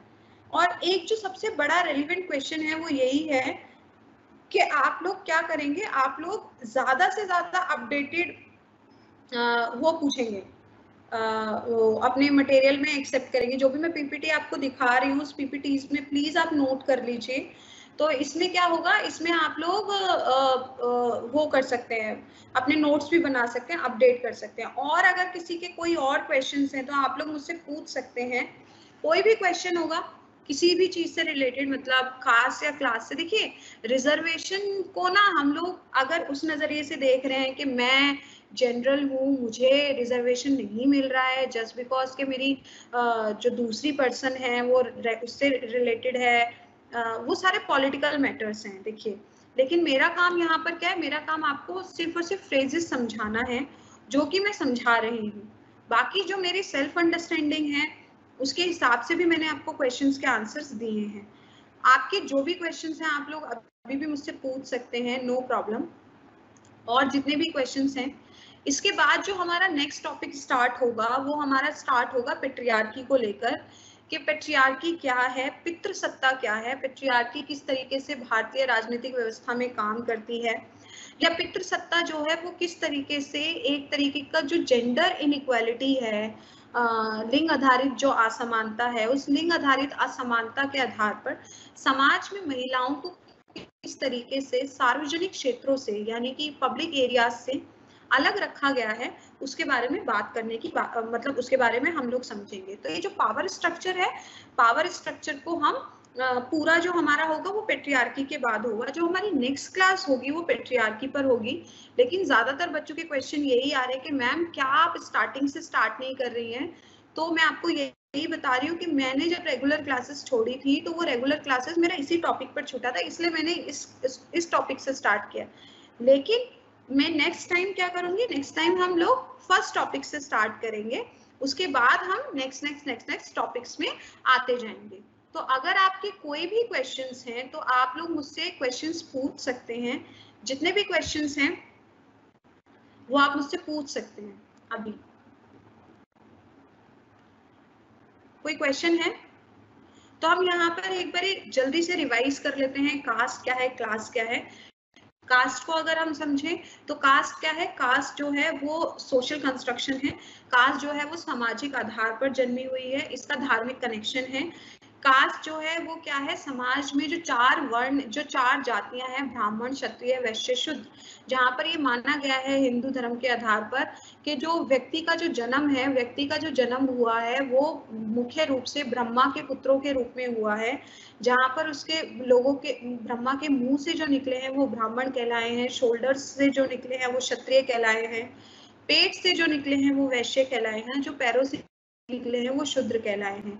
जिस तरीके से एक बॉडी का स्ट्रक्चर है, जहां पर पहले जो स्टार्टिंग होती है वो चेहरे की होती है, फिर शोल्डर्स की होती है, दूसरे पायदान पर फिर पैरों की, उसकी पेट की और हमारे थाइस की होती है, और फिर लास्ट में पैरों की होती है। इसी तरीके से समाज में जो जातियां बनाई गई हैं, जातियां भी जो है वो इसी आधार पर बनाई गई हैं। ये तर्क दिया गया है जातियों के कंस्ट्रक्शन में कि अगर क्या हो कि आपका मुंह जो है वो पेट की जगह रखा जाए, और जो पेट है वो आपके मुंह की जगह रखा जाए, हाथ की जगह पाँव रखा जाए, पाँव की जगह हाथ रखा जाए, तो समाज जो है वो पूरी तरीके से असंतुलित हो जाएगा। इसी चीज को ध्यान में रखते हुए ये बोला गया कि जिस तरीके से एक शरीर को संतुलित बनाने में पैर, मुंह, पेट, इन सब का अलग अलग रोल होता है, उसी तरीके से जातियों का समाज को संतुलित बनाए रखने में भी अलग अलग रोल होता है। तो यहाँ पर जो ब्राह्मण है, ब्राह्मण जो है वो समाज का सबसे बड़ा और सबसे बड़ा, सबसे उच्च वर्ग होगा, उसकी जाति होगी। उसके आधार पर उसके बाद होगी क्षत्रिय, उसके बाद होगी ब्राह्मण, वैश्य, और उसके बाद होंगे शूद्र। और शूद्र का काम क्या होगा, शूद्र जो होगा वो सबसे निचला वो होगा, पायदान होगा, और वो क्या करेगा, वो समाज के इन सारे तबकों का क्या करेगा, संरक्षण करेगा। लेकिन बाबा भीमराव अंबेडकर जी ने ये जाना कि समाज में इस धार्मिक कंस्ट्रक्शन की वजह से क्या हुआ है, व्यक्ति का व्यक्ति से कोई मूल्य नहीं है, व्यक्ति की जो तार्किकता है या व्यक्ति की जो रैशनैलिटी है वो व्यक्ति के जन्म के आधार पर निर्धारित की जा रही है, वो व्यक्ति की जाति के आधार पर निर्धारित की जा रही है। किसी व्यक्ति को पढ़ने लिखने से सिर्फ और सिर्फ इसलिए रोका जा रहा है क्योंकि वो शूद्र जाति से संबंधित है। किसी व्यक्ति को सिर्फ और सिर्फ राजशासन अपनाने से इसलिए रोका जा रहा है क्योंकि वो शूद्र जाति से संबंधित है ना। तो बाबा भीमराव अंबेडकर जी जो थे उन्होंने ये माना कि समाज जो है वो पूरी तरीके से पद सोपानिक व्यवस्था, एक तरीके से हायरार्किकल सिचुएशन में है, जिसकी वजह से क्या है, समाज पूरी तरीके से असंतुलित हो गया है। तो समाज में समानता स्थापित करनी है, और वो समानता जो है वो सिर्फ और सिर्फ कैसे आ सकती है, वो समानता सिर्फ और सिर्फ समाज में कानूनी रूप से, संवैधानिक रूपों से आ सकती है। और इसी का परिणाम था कि समाज में कुछ ऐसे प्रोविजंस किए गए जहां पर समाज के जो वंचित लोग हैं, चाहे वो जाति के आधार पर वंचित किए गए हों, या धर्म के आधार पर वंचित किए गए हों, या फिर लिंग के आधार पर वंचित किए गए हों, उनको समानता की श्रेणी में लाने के लिए क्या किया गया है, कुछ प्रोविजंस का निर्माण किया गया है। लेकिन अगर हम भारतीय राजनीति को समझने की बात करें तो यहाँ पर बहुत सारे राइटर हैं, जिसमें रुडोल्फ आ जाते हैं, रजनी कोठारी आ जाते हैं, योगेंद्र यादव आ जाते हैं, जेफर लॉट आ जाते हैं। ये सारे के सारे राइटर्स क्या बोलते हैं, ये सारे के सारे राइटर्स यही बोलते हैं कि भारतीय राजनीति को समझना अगर चाहते हैं, अगर भारतीय राजनीति को समझना है तो जरूरी यही है कि व्यक्ति जो है भारतीय राजनीति के साथ साथ भारतीय जातिगत व्यवस्था को भी समझे, क्योंकि लोकतंत्र के आने के बाद क्या हुआ है, जातियों का राजनीतिकरण हुआ है, जातियां सशक्त हुई हैं। अब वह किसी और को वोट ना दे करके अपने आप को दबाव समूह के रूप में जाति पूरी तरीके से रिप्रेजेंट करने की कोशिश करते हैं। और इसका जो सबसे ज्यादा पॉजिटिव इम्पैक्ट रहा वो किसका रहा, मंडल आयोग के कारण इसका सबसे ज्यादा पॉजिटिव रिस्पॉन्स रहा। वहीं पर अगर हम क्लास को समझने की कोशिश करते हैं तो क्लास का किसी भी तरीके से कास्ट से कोई भी संबंध नहीं है, वो पूरी तरीके से आर्थिक आधारों पर निर्भर करती है। यानी कि समाज में दो वर्ग हैं, हैव्स और हैव्स नॉट, बुर्जुआ और सर्वहारा, बुर्जुआ और प्लोरिटेरियन।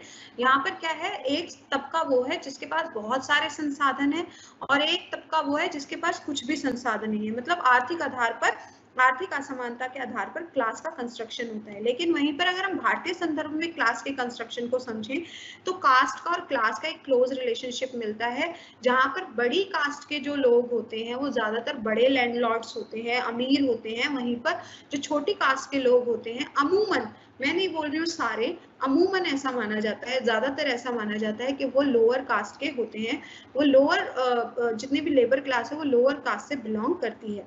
तो ये हमारे दो टॉपिक थे जहां पर मैंने कास्ट और क्लास को आपको समझाया। इसके बाद जो हमारा नेक्स्ट टॉपिक स्टार्ट होगा वो पेट्रियार्की पर स्टार्ट होगा, और इसके बाद फिर मैं आपको जो कल की क्लास में, पेट्रियार्की में ज्यादा टाइम नहीं लगेगा, उसके बाद हम लोग क्या करेंगे, हम लोग स्टार्टिंग से स्टार्ट करेंगे। तो थैंक यू सो मच।